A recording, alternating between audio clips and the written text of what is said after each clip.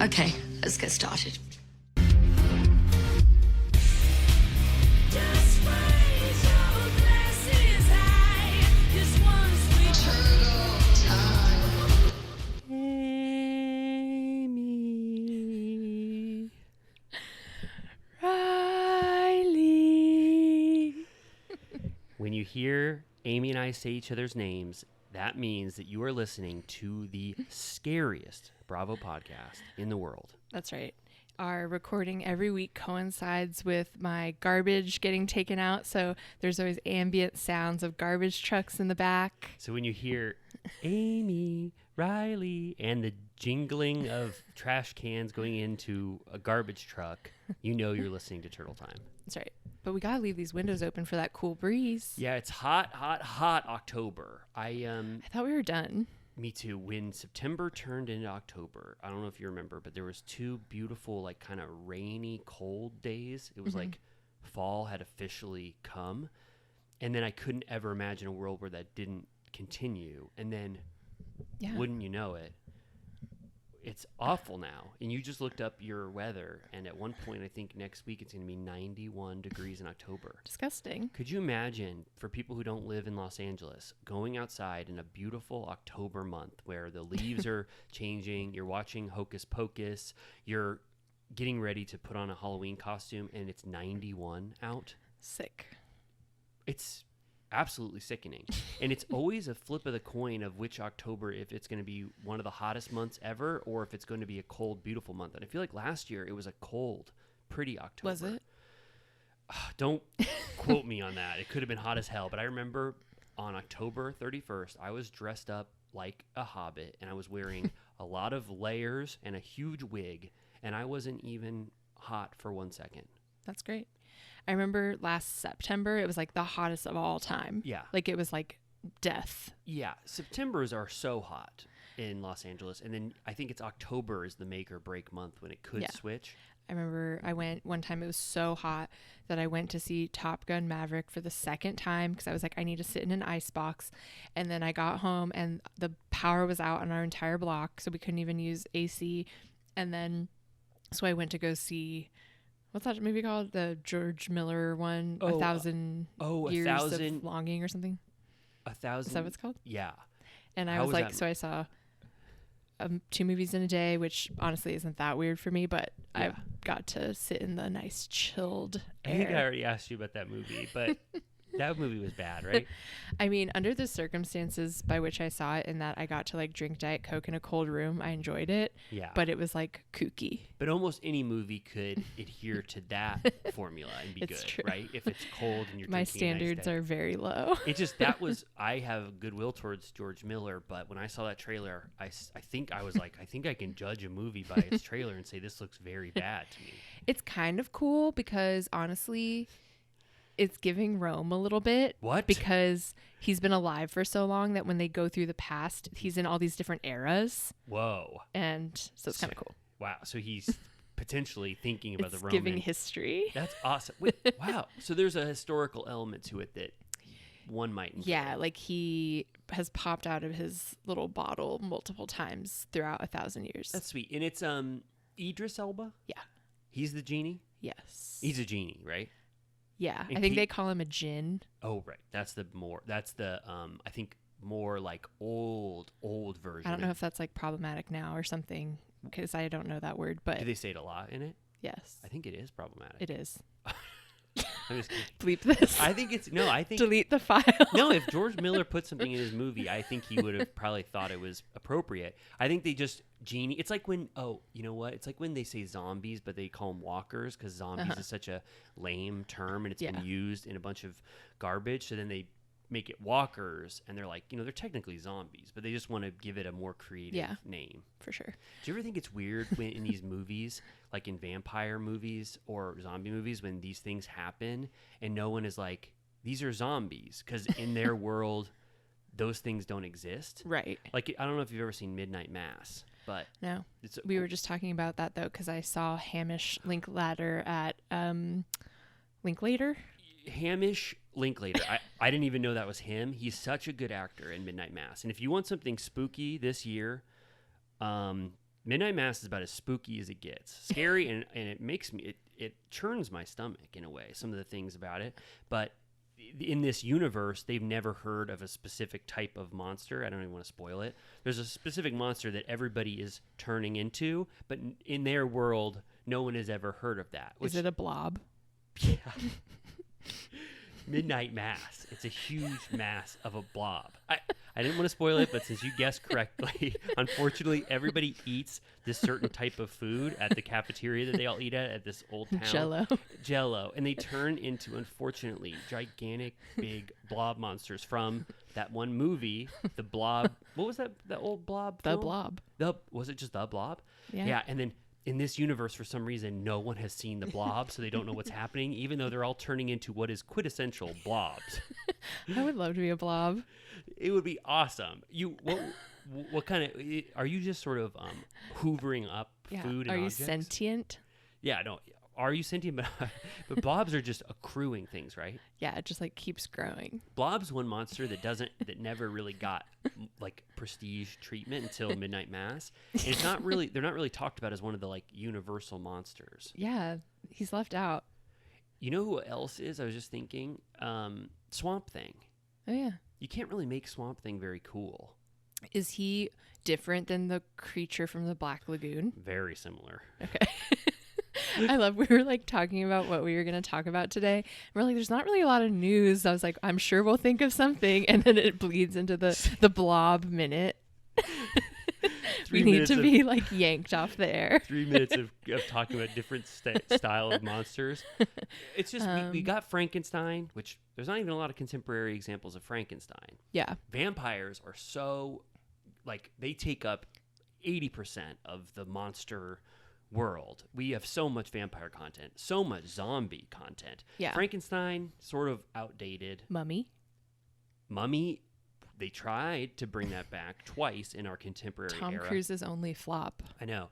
They say that he had like too much control over that production, and he was like flying by the seat of his pants, which Bring back sounds like Brendan Tom Cruise. Fraser. I know. Like in his golden era. That would have been a huge success if Brendan Fraser was passing the torch, to Tom Cruise metaphorically and literally. They could have him pass a torch in a darkened pyramid. What's more fun than that? A torch with like dust on it, those like cobweb strands. I do love mummy culture. Yeah, I do to rewatch The Mummy. Does that count for spooky season? Yeah, I was just gonna ask before we talk about everything else that everyone wants to hear us talk about. Have you watched anything scary yet? I failed. Me too. Bravo's taking all my damn time. Me too. The amount of time for like recreational viewing is getting smaller and dwindling. smaller. And I think it's gonna.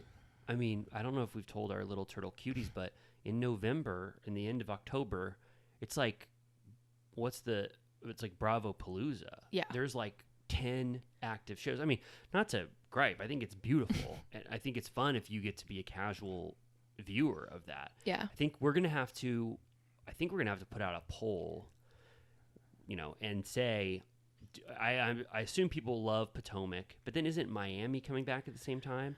Yeah. And Beverly Hills. I know people want to hear about Beverly Hills. I feel like Miami is like, because of the way Bravo has treated it, I feel safer putting that one on the back burner since they've treated it like a stepchild this whole time. Right. So I'm like, just because all of a sudden they're putting it in the like true lineup, I feel like if there's one we could choose to back burner, I think it would be that one.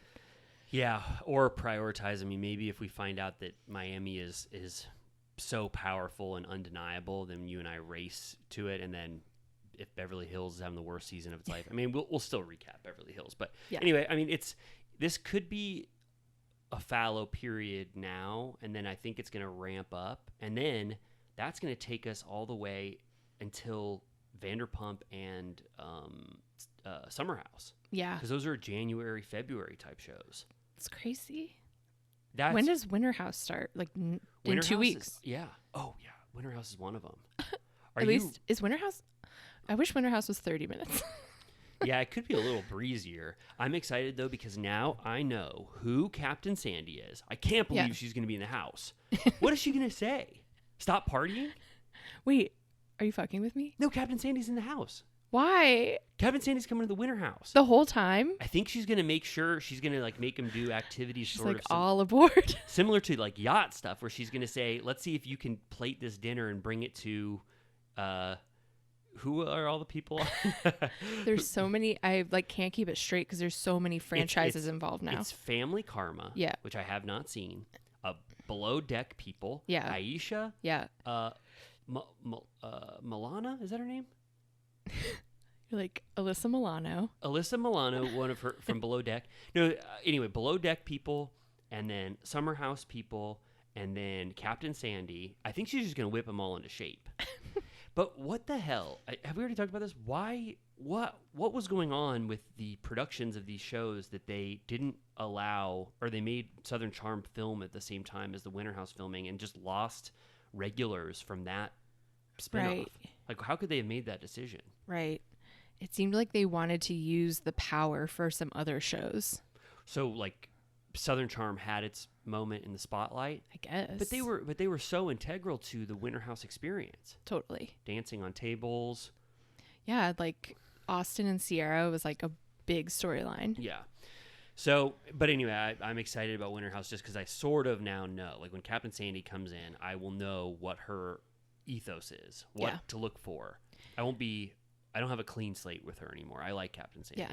I was watching one the other day. I kind of watch Below Deck casually, like here and there. I don't like put it on the day it airs or whatever, but I was watching one the other day where Captain Sandy mentioned that she was like a troubled teen and that like boating saved her life or something like that. And she said that she was a good kid, but then someone gave her lewds. Really?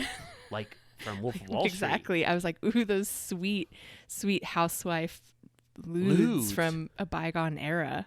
Is she the only one who's admitted to lewd use? What are they called? Lewds?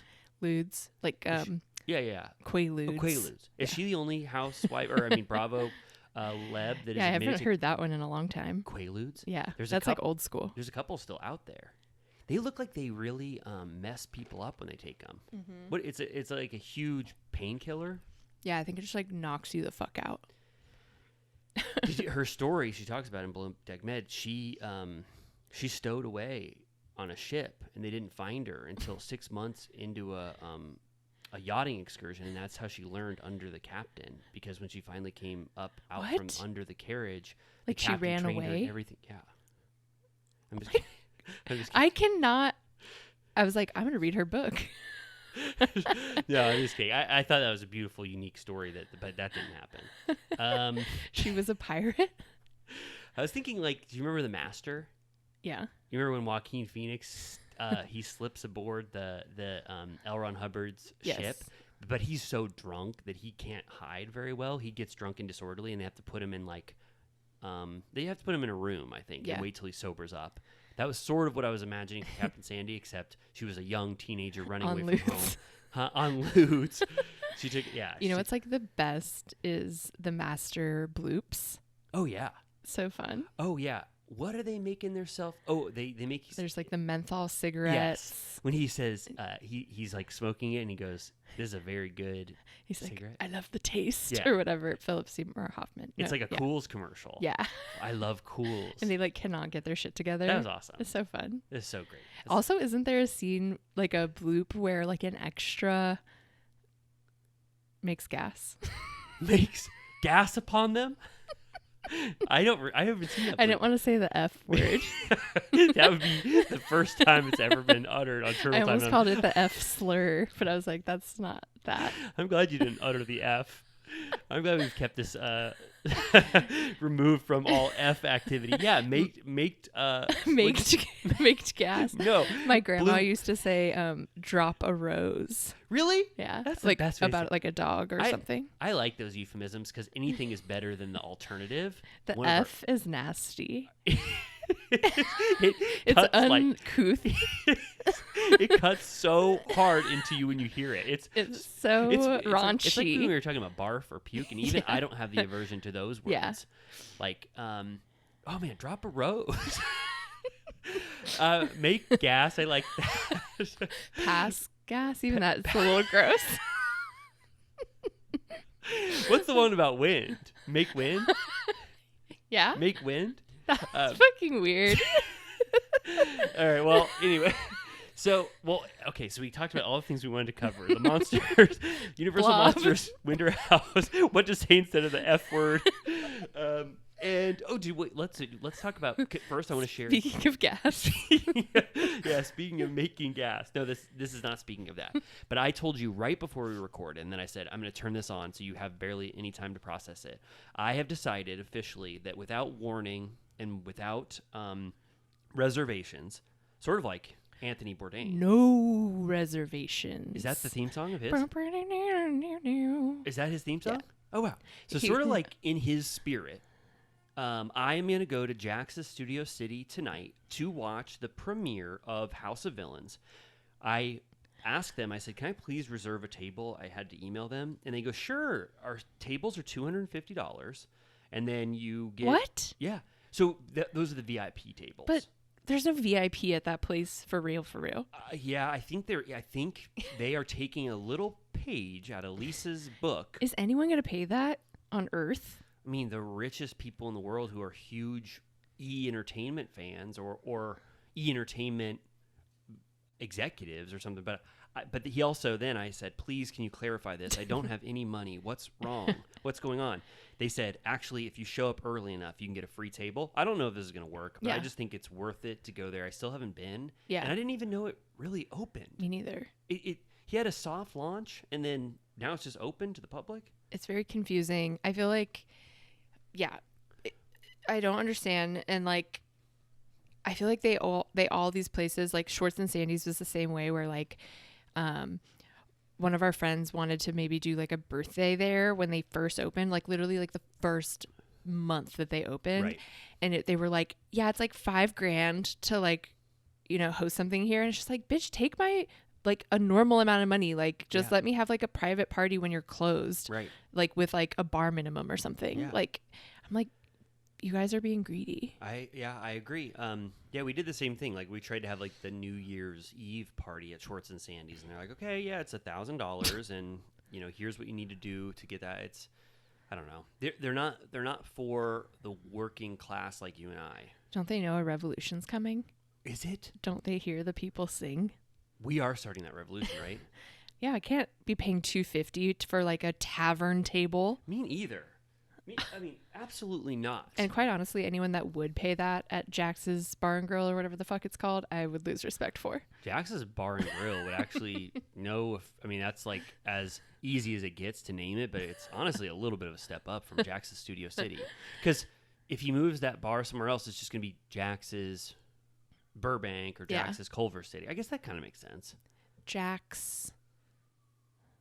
Yeah, I'm trying to think of a pun, but I guess that's a kind of a hard rhyme. He already did just add X. You remember for that one thing? That was a flop. And I think that was kind of like Liquid IV. Oh, it was. Wasn't it? Or was it I thought mixers? it was like mixers. Oh, right. But it was still something you like, a plastic thing you rip open, you pour it in your drink, right? Okay. Yeah. Was it?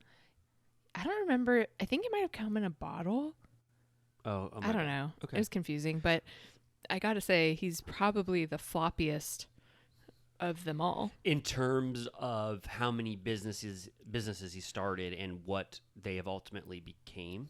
Yeah, like I feel like the beer cheese would have been like such a slam dunk, and they like immediately the second they faced an obstacle about a commercial kitchen, they were like, oh, absolutely not. We cannot do this. Yeah, and there are just too many rules about food crossing like state lines or transferring food, right? Right. That it's like that was a hard first business for them to do. But they are selling Mima's cheese now. So I might You have to order it. I might be trying that for the first time tonight. I bet for some reason they like won't have it. Like they'll be like, we don't have that yet.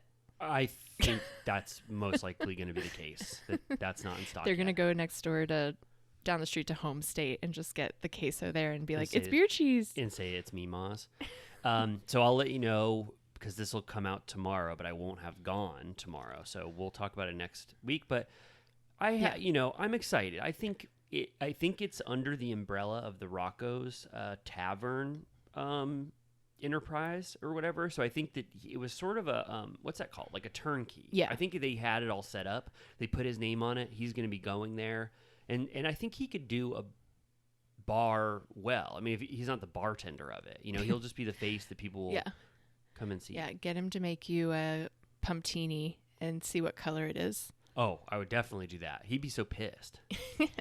We were talking about this like a week or two ago, but someone on Reddit found Jax's eBay account, which maybe we'll link it in like the Patreon or something because it's so fucking funny. Like he just has all kinds of shit for sale, like old like shoes or like I don't know, like promotional stuff. He has the like Delta Toomey Dop kit, just the bag for sale for like $20 on eBay. And a lot of like sports memorabilia, like a Michael Jordan signed poster, like a lot of stuff that I think was like he created a man cave, right? He must. Yeah. Like there's no way. So I think it's a lot of like memorabilia from there. Yeah. He has this like keychain or a finger puppet of the Avoid the Noid, that was a Domino's creature, right? I think so. He would like steal your pizza. That sounds right. He was kind of like a bastard. What other cartoon creatures try to steal the food that they represent? Hamburglar. He does. Oh yeah, right. Yeah. He tries to. He's like the quintessential. Quintessential one. He's selling a Taco Bell hot sauce jumpsuit. What does that look like? It's like it looks like it's all blurry, but like so it's a lot of stuff that he's probably been sent. Yeah, it's totally like free shit, and it's a lot of stuff that seemed like it was probably a good idea at the time to buy when you were loaded with cash, and then when you look at it and it no longer sparks joy, you immediately want to sell it.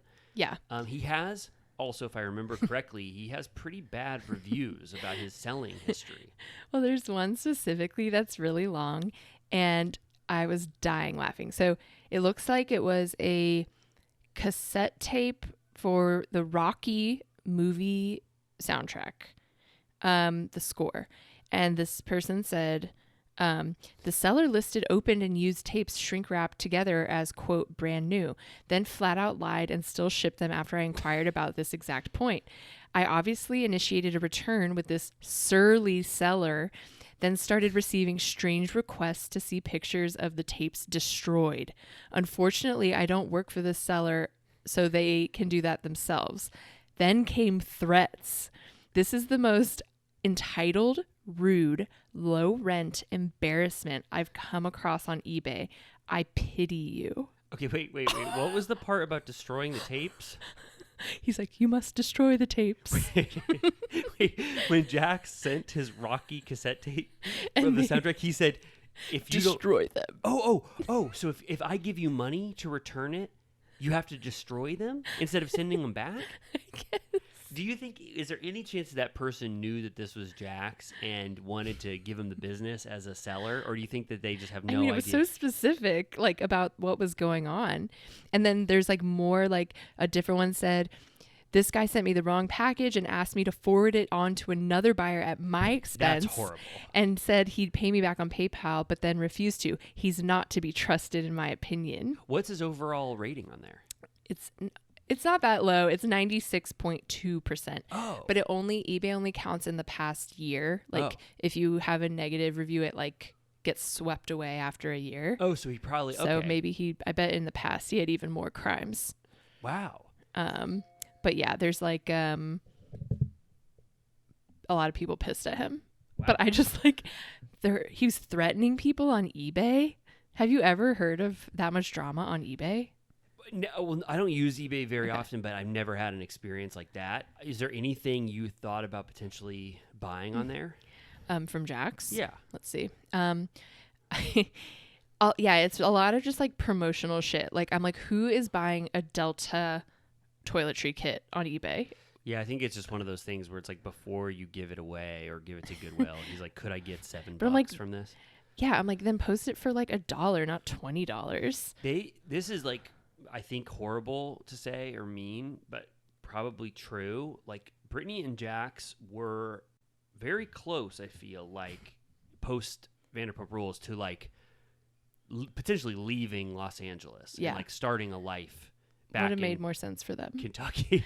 And then they, I guess good on them, in every way, they completely reaped the benefits of Scandoval Yeah. that had nothing to do with them. Totally. Except Jax's relationship with Tom Sandoval.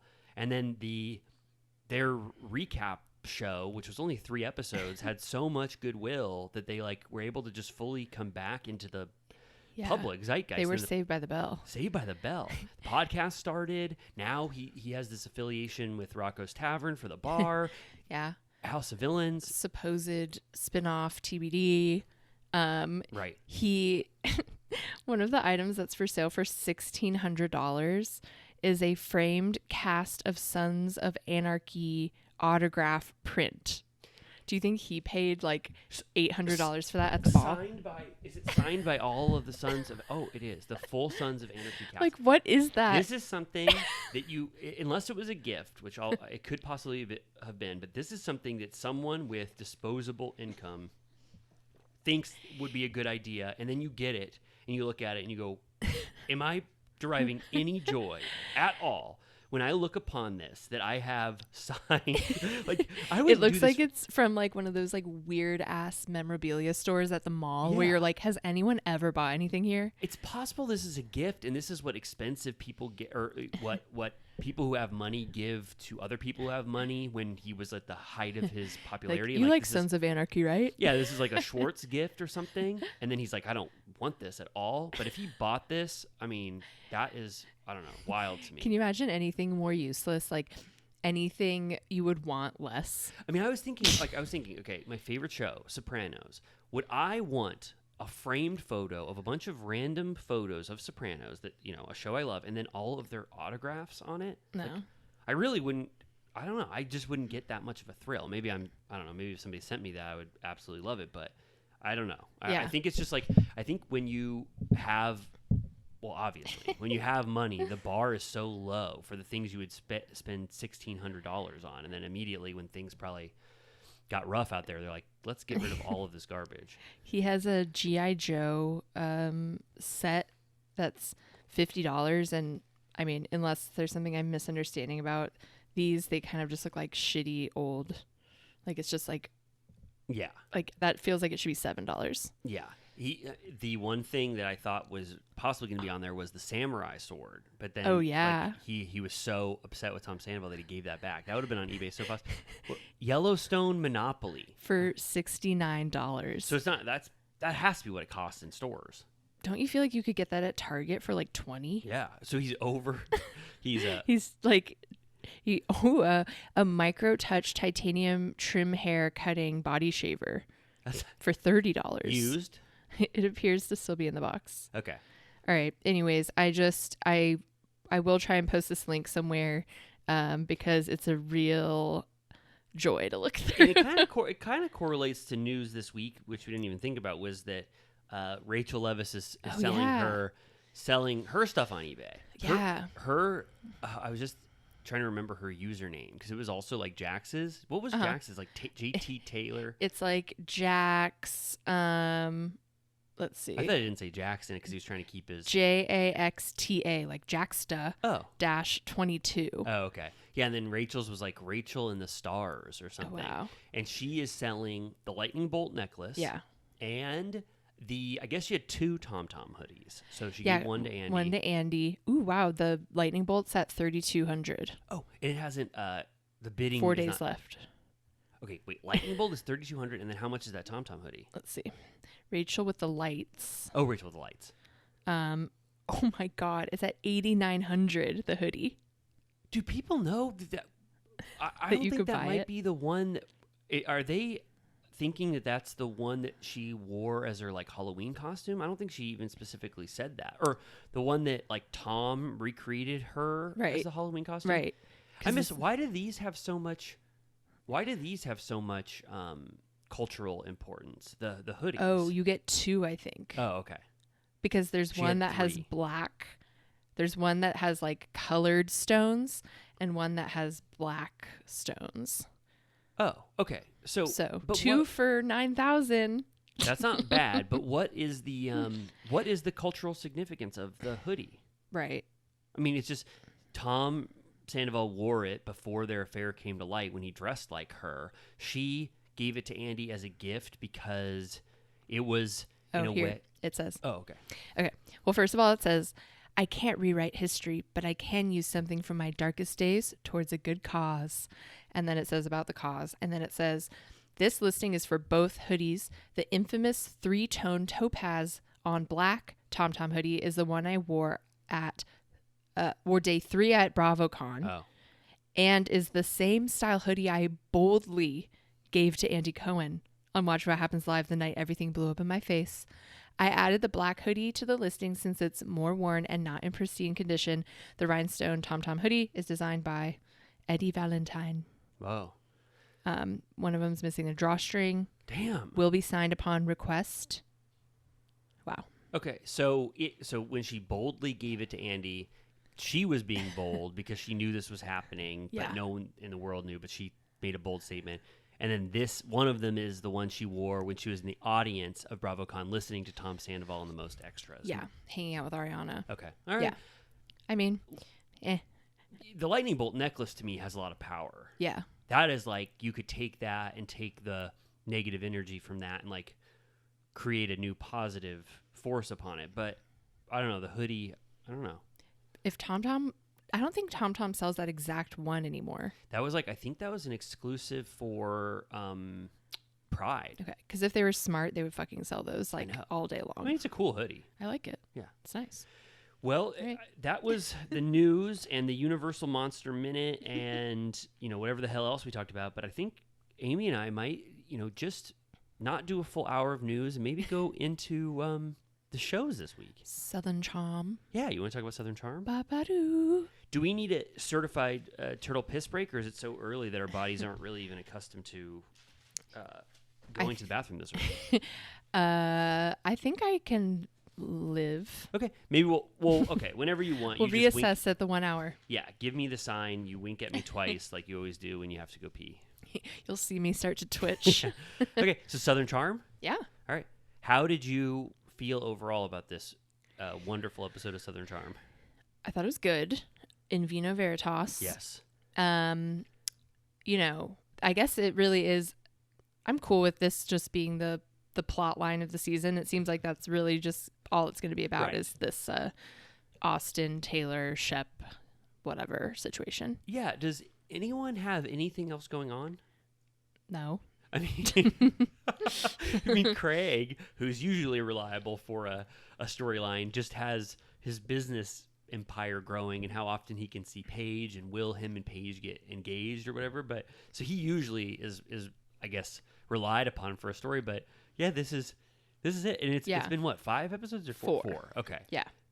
Like it opens up with the Taylor Olivia thing, the tail end of that, and then all the way through the end, that's what they're talking about. Yeah, and I like that it was I love episodes where it's like one event and you really watch it in real time, like they're that entertaining that they want to just stay with the night. Yeah. And this had that a lot. I loved the messiness of watching them go from like a sanctioned Bravo party, like a business event, like the Day Chaser event, and then seeing them split off and go to this sort of like this completely different vibe, this like after party vibe, which was so fun. Well, it was funny that the party in this episode was Apres ski themed when that's literally happening on Salt Lake right now. There's an Apres ski party. I know, I was stunned. So Apres means after? Yeah. I think it's like a culture of like, that's when you have a hot toddy and like drink after you've been skiing. Which is a fun vibe. Wasn't there a Bravo show called Apres Ski? I don't know. I think it's about like luxury ski lifestyle. So why was Taylor's event this? I don't know. I think she just had to come up with a concept. It felt very Kyle Cook coded to me. Oh, because some of the people... That's like what it looked like. Yeah, I thought so too. So even though it was fun because of what was going on, like, did you think this event was good overall? Like a success? No, because the drink didn't shine. Right. No and one also, even wanted it. It was the worst atmosphere to have a day chaser. It was rainy and it was dark. Yeah. And no one wanted a seltzer. No. Yeah. At one point, Shep ordered a Stella, and Taylor's like, "Why are you drinking that?" He was like, "Why not?" And she was like, "Why aren't you drinking the day chaser? And he was like, oh, I don't know, someone just handed it to me. Yeah, even though we had clearly seen that he had just asked for one. 'Cause He was like, I don't want that shit. Yeah. So Date Chaser is getting a little too much shine, I'll say, right now. I don't know why Taylor, this is her first time. Was she a full-time cast member? Was she considered a full-time cast member last season? She was at the reunion. Like, yeah, right. You're right. Okay, so she was full-time. So I typically would like people to wait a little bit before they start their business. Right. But it's not even her business. She's just a salesperson. I know, so we're watching. I mean, Bravo must get like 50% of the cut. And they're like, Right. yeah, hey, please talk about Date Chaser. But I know. Shep on Watch What Happens Live was saying, Andy was asking him about telling Taylor to quit her job or whatever. Yeah. And he was saying, like, he was defending himself, saying that at her old, because what was she, like a dental, like an orthodontic assistant or something like that? He said that she, at that job, had to put in 6 weeks notice to even take 1 day off. Whoa. And he was like, so we can't do anything or whatever, which, I mean, don't tell your girlfriend to quit her job. But it sounded like she perhaps was interested in a different lifestyle as well. And that he was like, and I set her up with this new job and she's making more money. I was like, how much money could she be making for that? Unless they really just want to use her to get it on the she's show. like a brand ambassador. Why couldn't Taylor get a similar job in a similar industry after quitting? Right. I know. I'm like, I'm pretty sure like once you quit a there's job, need for like medical service of all kind. Once you quit a job at one place, you can never work in that industry Banished. again. I hope one day I get braces and I look up and she's putting them on. Do you want to get braces? No. I would do Invisalign, maybe. Me too. I wish I did during COVID. Me too. Oh, I wish. Oh, God. I was too embarrassed in 8th grade or 7th grade when I could make that choice. I was like, I'm already feel horrible about everything in my life and how I look. I can't add one more thing because I couldn't see past the future where this could be 2 years. Why not do it when everyone looks like absolute shit? Yeah. You know what I like mean? Everyone Everyone's on Earth had. I changing. was actually pissed. Like everyone had braces, so I thought it was cool. Yeah, But you I didn't have need them. Did your dentist say you can choose either way? I don't think it even came up. Like You didn't I didn't have really to have a have 'em. problem. Yeah. I didn't really either. They're like, if you want them, you can have them, but I don't know. I couldn't add that to my thing that I was already suffering through in middle Yeah. school. I do kind of have a conspiracy theory. I mean, it's not a well-rounded idea. I'm just like, what are the chances that like 80% of children need their teeth straightened by these metal binds? Yeah, well, I think the bar for what is considered a not perfect smile is very low. You know what I mean? So it's just like, even if you have one tooth that's kind of... Yeah, like my teeth on the bottom aren't like perfectly straight, but it's like, I don't care. I want to see your teeth so bad right now, but I can't see them at all. Yeah, they look absolutely normal. So, we were talking about Day Chaser. So what was the... I guess... Like, what was important about this episode was... Well... We're watching a rumor, which I already said this last week. It's like... it's one, like you said, one rumor, one thing is happening, and it just is getting spread throughout the group very slowly, and we're almost watching it in real time. Olivia tells Leva what she learned about Taylor, and then Shep hears the rumor now from Olivia because he can't get the truth from Austin or Taylor. It's like a very slow, but I do like it. It's like an organic secret is coming out and spreading among the cast. And Taylor does not seem all that concerned about it, or she says at one point that she was totally in her right, like in her rights or something like that. And she says, were they ever even really dating? Which I know we said, but I'm like, you're not allowed to say that. I got that. I got a little shot of that's what we thought. You know, like I was like, well, somebody said it. But yeah, you're right. Taylor, it looks insensitive for her to bring that up. But you know, we thought the same thing. It's true. But even if your friend has a situationship or whatever you want to call it, Facebook, it's complicated. That's still off limits. Is it? Well, I wanted to ask, like, because my whole thing watching there, or one big question I had is like, I can't tell exactly how affected Shep is by this. Yeah. I've seen him be so much angrier and like blow his lid over such smaller shit. Egg toss. Yeah. Like he's been so aggrieved by way smaller things than this and gotten so pissed at Craig and all this stuff. And I'm like, sometimes I'm watching his reaction and I'm like, do you know that the good reality TV show response is for you to be very affected by this because it's gold? Yeah. But are you super hurt by Austin doing this to you and by Taylor doing this to you? I can't fully tell. Yeah. Can you? Do you have a better read on him after knowing him longer? Because I had a binge of Shep, but I feel like you would know his No. character after living with him longer. Yeah, it's hard to say. Like, I think, first of all, like, he would do the same thing. Right. 100%. I mean, like, and then without question. and Whitney did worse. Yeah.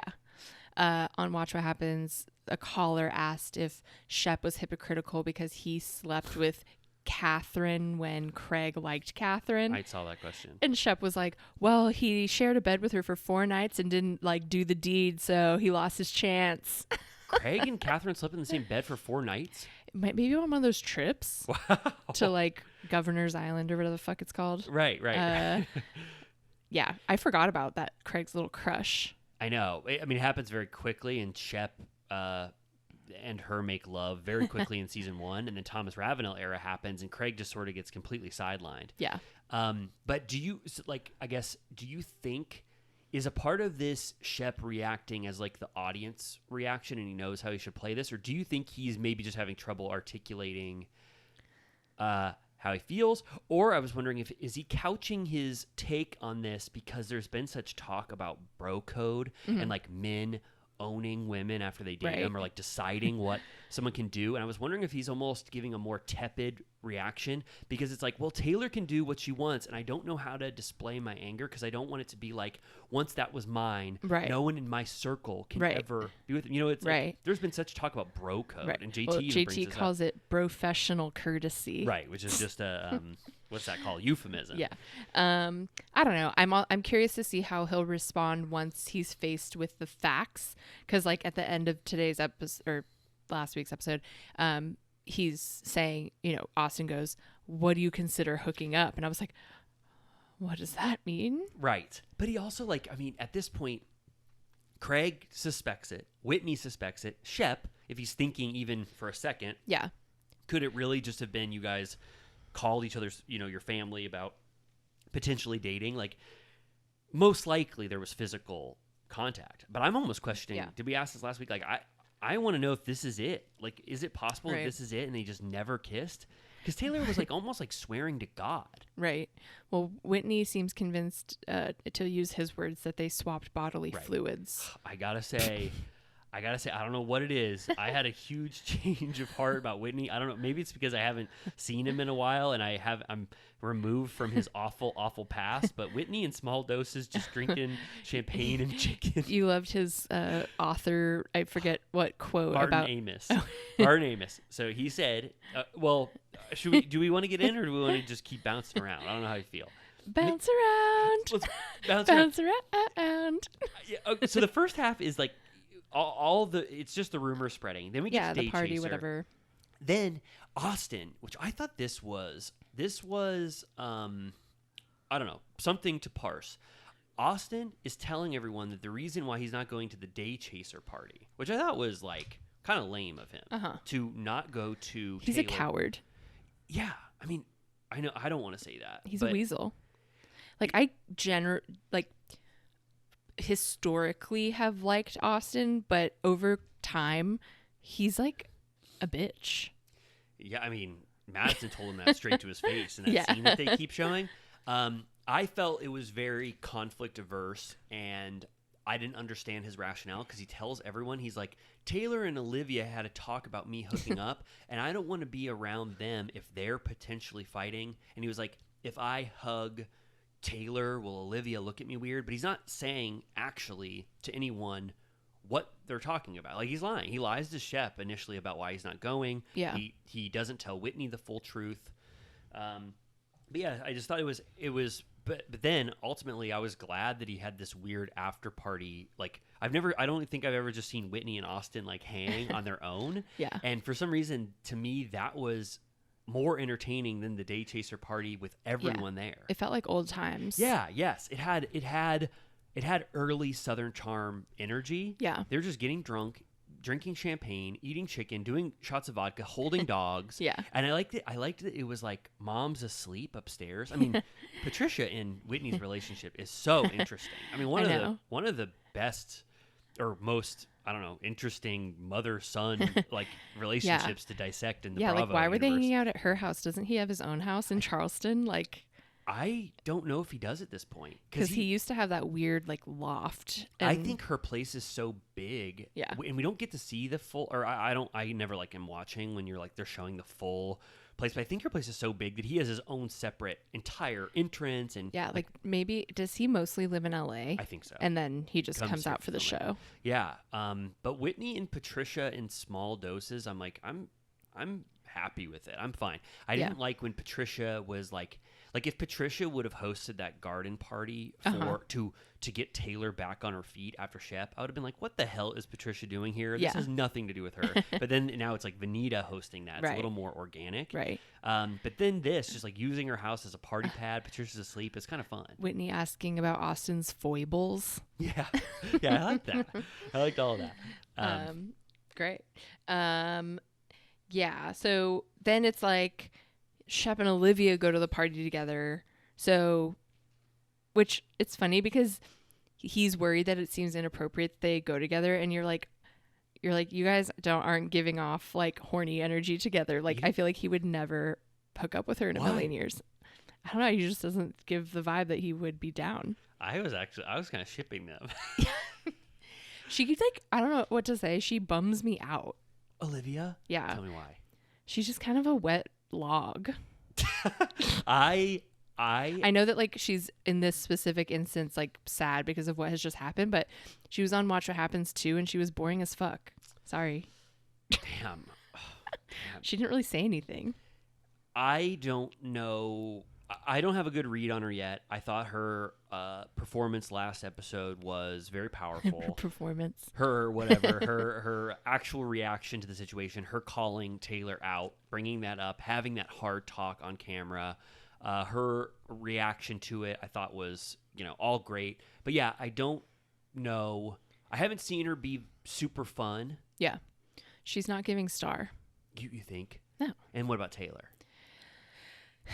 She's at least has like a little firecracker energy where I'm like, I don't know what you're capable of. You know what I mean? Like she could be like Madison 2.0 potentially. Yeah. And then speaking of stars, I mean, Madison is a star. Totally. So at this Day Chaser party, Austin, everyone acknowledges Austin's absence, and they're like, what the hell? Like, why couldn't he show up? And they're sort of doing this. They're all going to the Day Chaser party just to support Taylor, but it seems like it's what's that called? It's an obligation for them. Yeah. And then there's like talk of this after party starting to stir, and this party is more like I said, the Bravo sanctioned. Like JT is there, Rod is there, and they're all kind of just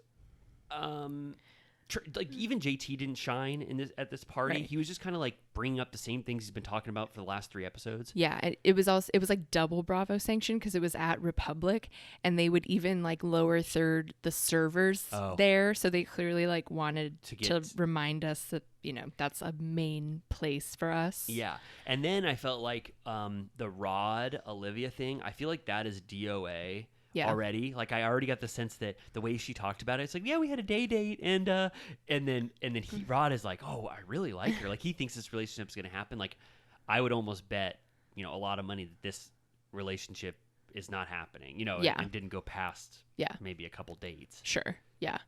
Did you get a sense of that? I mean, did you think it was sort of fizzling? Yeah, I mean, they're both kind of tame, so it felt like, I don't know, even though I thought they were like sweet together, it was like I wasn't seeing fire. Yeah, I think I might have overrated that date. I thought it was nice how sweet Rod was being to Olivia after mostly she gets treated like shit by most people, and so Rod was like a breath of fresh air. But I guess I overimagined her reaction to Rod. Yeah, she just feels kind of like sleepy. You think she's really tired? Yeah, and I'm tired always. So when someone else is tired, I'm like, no. Tired recognizes tired. Like, yeah. You need energy. You need to see that energy. I need Madison saying that if Taylor did what she did to Olivia to her, that she would have ripped her hair out and her nickname would be Patches. Yeah, that was fun. Madison brings it. I mean, they are the producers are very happy with Madison. They show her every single episode multiple times just doing the most random things. She'll be just heating up bacon or making a sandwich. Like, we get to check in with Madison every Right. single episode. Well, also, I love that Austin, when he's fucked up, is like, bring Madison. Yeah. I'm like, you are just a glutton for punishment. Yeah, what the like, hell's why going the on fuck here? would you want her there? And then, like, Vanita is like, is it an open invite? And they're like, no. That struck me very, very strongly when the after party is being talked about. I mean, I've been in that situation. It felt real. Yeah. Whitney and Austin call Craig drunk to Yeah. say, like, get your ass over here and party with us. Yeah. And then they hear Madison's voice. They're like, we want Madison Yeah. over too. She answers the phone and she says, what did she say? She's like, it's, beauty something. oh yeah, It's a House of cutie. Beauty. This is Cutie. Yeah, it's a good way to answer the phone. And he was like, hey, Madison. Like, he knew it was her immediately. Yeah, that was really sweet. And they're like, wow, we want Madison's energy here. And then Vanita, like you said, very sadly, is like, is that an open invite to... I mean, well, first of all, they shouldn't have invited Madison, because then if it was just the boys, you could be like, it's just the boys. Like, because, like, we're at my mom's house and, No. like, I don't want, like, 400 people here. Because then it's like, you got Vanita, you got Leva, you got Right. JT, you got Rod, you got all these Right. people. And it's like, that's not what this is about. No, it was almost like clearly defining who's actually friends in this group and who they're not ready to, like, let in. Yeah. JT, Rod. Yeah. It's giving when I went to a bar mitzvah when I was 12 or whatever, the cool kids were going up to one of the hotel rooms to do God knows what, and they wouldn't let me go. Really? And I was like, screw you guys, I'm going home. Did you go home? Yeah. What? I made my dad pick me up from the Torrance Marriott. Oh my God, the Torrance Marriott. Oh my God, I'm so sorry. Standing outside the Torrance Marriott. What age was this? I must have been 12 or 13 And because, they were getting a hotel room all together? well, it was in the hotel, like the ballroom. And so then I think bar mitzvah boy had a room upstairs and they were fucking around up there. Really? Yeah. Do you know anyone still from that group? Like on Instagram, not like super friendly. Do you mind if I asked them if we could interview them on Turtle Time to ask what they did in that room? Sure. What if it was like we got in a huge Funny fight? business. No, what if it was like we got in a huge fight because we all loved Amy so much and we, you know what I mean? Like something Yeah. really sweet. Yeah. I think ultimately a lot of those kids ended up having problems. So they were probably doing shit that I wouldn't have done at that point in time. Damn. I wasn't like that at 12. No, I was like, I'm a kid, girl. Yeah. I said the same thing. I was a kid at 12. I was like, wasn't I love Lucy. Yeah, I was like, I love video games and Nickelodeon, and I have one friend. Yeah. Well, that, Anyway, speaking so of having one friend- Vanita, I feel your pain. Speaking of having one friend, Austin had one friend, Whitney, and I don't know what it was about the environment of that after party. I think, like you said, it reminded me of early Southern Charm, and it also was just so much more freewheeling and didn't have the gloss of Bravo. Yeah. Like when they're deciding to go to this after party and Madison just makes the split decision, it didn't scream call sheet. It was like, Yeah. oh, Madison's going, Yeah. and Vanita's staying, Yeah. and then Shep might go, but he's gonna think about it, and then Yeah. Craig's waiting in the rain in his fur coat. Yeah. You know, like I liked all of that like ramshackle energy about Loved it. the interaction with Shep where he was like, I'll let you know in 10 minutes. Yeah. And he was like, I don't want to wait 10 minutes for you to tell me if you're thinking about it. He was like, I'll wait 10 minutes if you say yes. And he was like, let me know in 5 if it's a yes. Yes, that stuff to me, I love that. Yeah. That scene that you just said about people and how they perceive time and who can make a decision, like, and just the little dynamics between even Shep and Craig in that one instance Yeah. is like almost more fun for me to watch than 80% of Bravo Well, content. then, yeah, Shep, you can see all the logic where he goes, because he orders a shot and a beer, and then goes, "You had a Craig is beer." like, let's go. And he's like, you just ordered a beer. And he was like, it's for the road. Yeah, and even Shep, I love, like we already mentioned, I love Shep ordering a Stella because he doesn't want to drink a day chaser, then lying to Taylor about it. Like just Yeah. little stuff like that is so fun to me. Yeah. I feel, yeah. So Anyway, then when Craig and Madison and Shep decide to go, they enter the house, and I like that the house is all like dark. I know. I was like, for a split second, I was like, is the power out? Yeah. It was so dark. Yeah, and it's like this rainy night. They all get there, and then it's the dynamic where two people are way drunker than the people who show up, Yeah. because they've been there for way longer. Yeah, they were like litty. Yeah. I will say it was like the mood of like, you know what the South has that we don't is those gas lamps. Yeah. Like real flame lamps. Did they have those? I think like a lot of the like porch lights there are like gas flame. Oh, okay. Which I'm like, I feel like if I had that, I'd be really nervous, but it's no different than like a pilot light. Yeah, I know. I didn't think about that. I'm so unobservant, but I would love that much more. This is the interior design minute. Yeah, I like just that. would always, I think it's such a vibe. I mean, I every week I watch Southern Charm, I want to go to Charleston so bad. Totally. It just looks so fun. Did you notice that JT's Airbnb had a Craig pillow? Yes. He had the crab one. How do you feel about this Airbnb empire? I think it's problematic, but that's not what we come to these shows for. Yeah, I was like, is this something we're celebrating? Because in like, I feel like people mostly think it's awful to buy properties and rent them out and just have tourists going Especially back at that level. He was like, we bought a whole damn neighborhood. But then he says, I think to justify this renovation and Airbnb purchasing is saying that these buildings were like abandoned and haunted. Ramshackle. Like, ramshackle.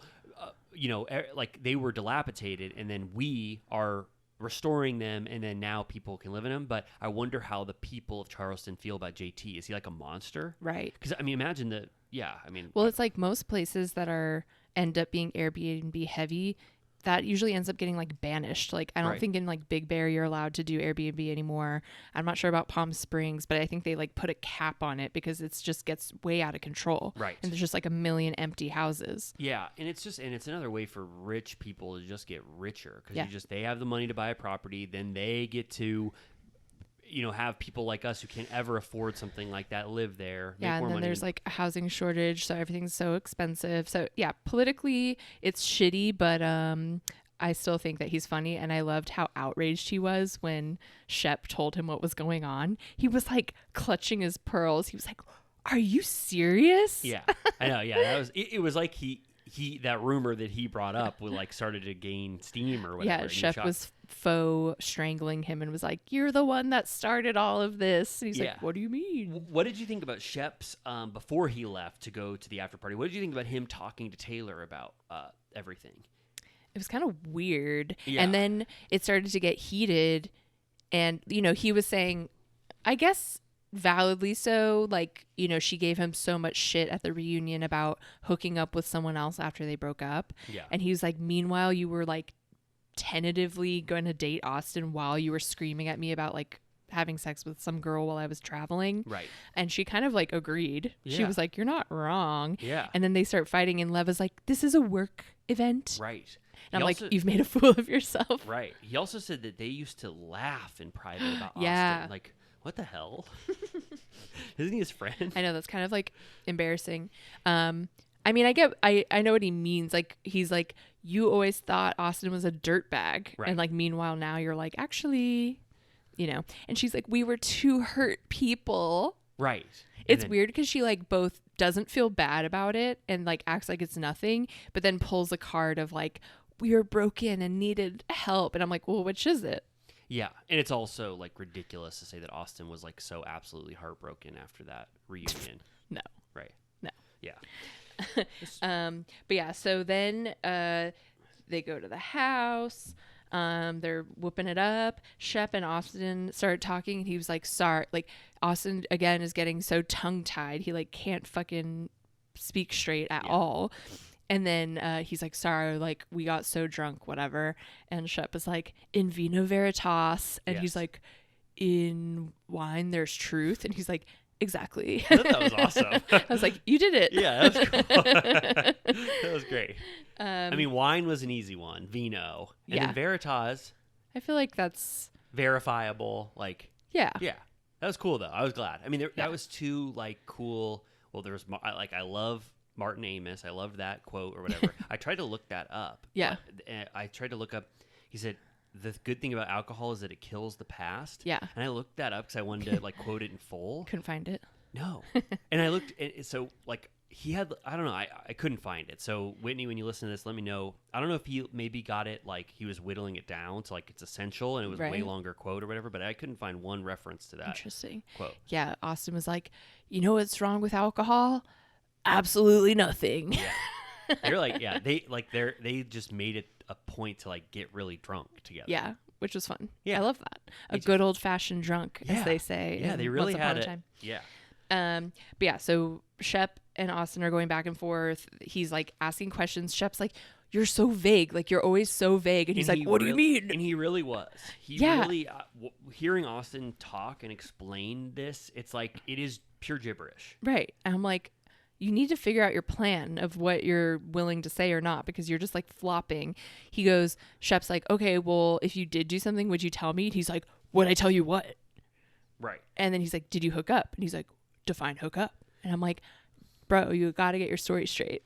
Yeah. So if he's asking to define hooking up, I think hooking up usually means sex, unless for some people hooking up means making I out. feel like a makeout counts, in my opinion. For hooking up? Yeah.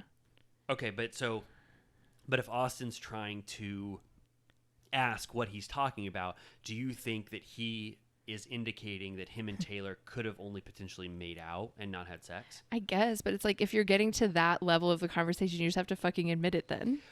If Austin and Taylor made out, I'm trying to go with the show of treating this like a Southern Charm scandal and make this worthy of our attention or whatever. But if Yeah. if I think about it closely, or I try to analyze it, like I don't know, are we going to be so shocked or stunned, or will this permeate the entire season if we just find out that Austin and Taylor Right. made out when they were drunk?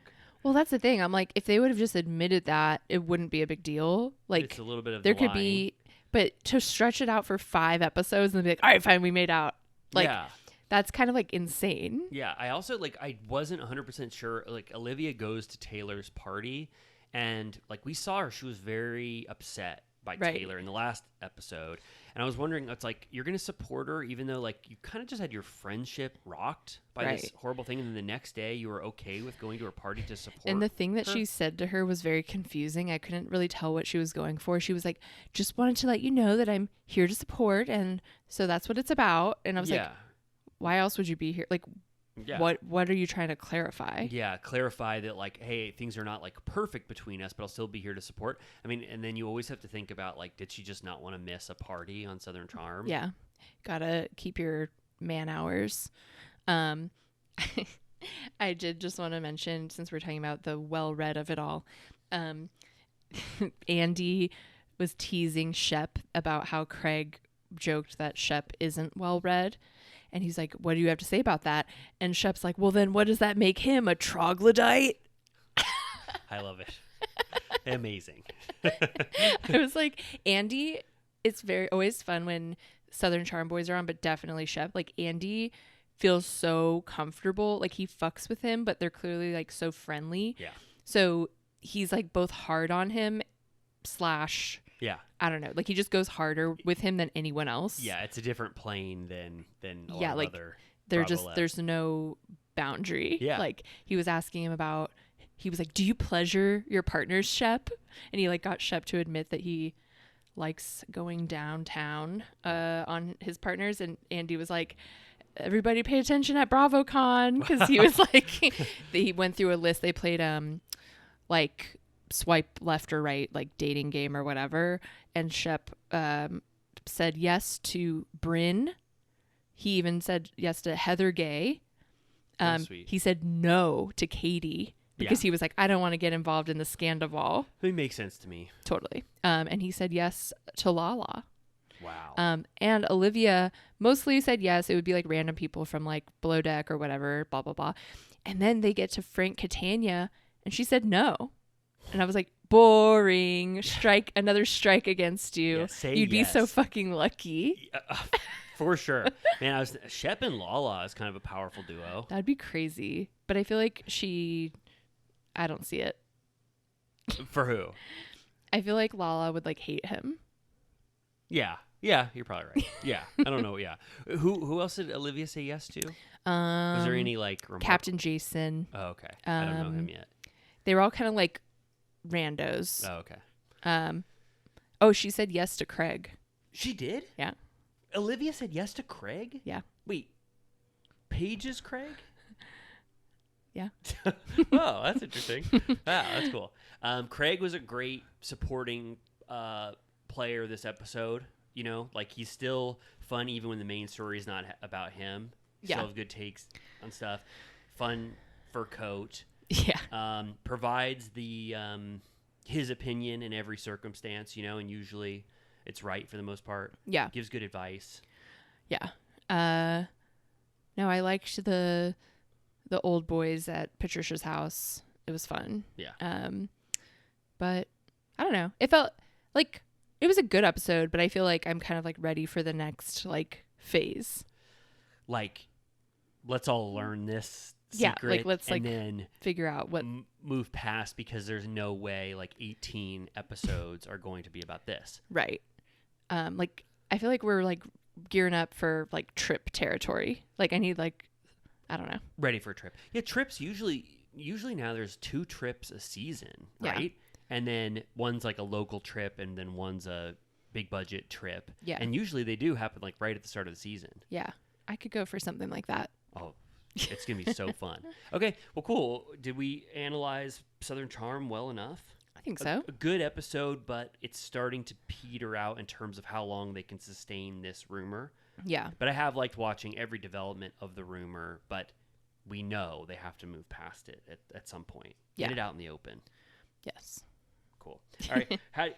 I would take a Certified? yeah. Let's do it. Let's do a little certified, and then come back, and we're going to talk about Salt Lake City. Yep.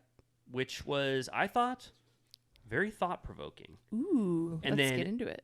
OC, and then a little bit of RHONY at the end, right? Yeah, this is the last, like, OC will be over now. This is the last time we'll talk about it for this season. And then RHONY next week is the finale. Were you stunned by that? I mean, thank God. I mean, obviously, thank God.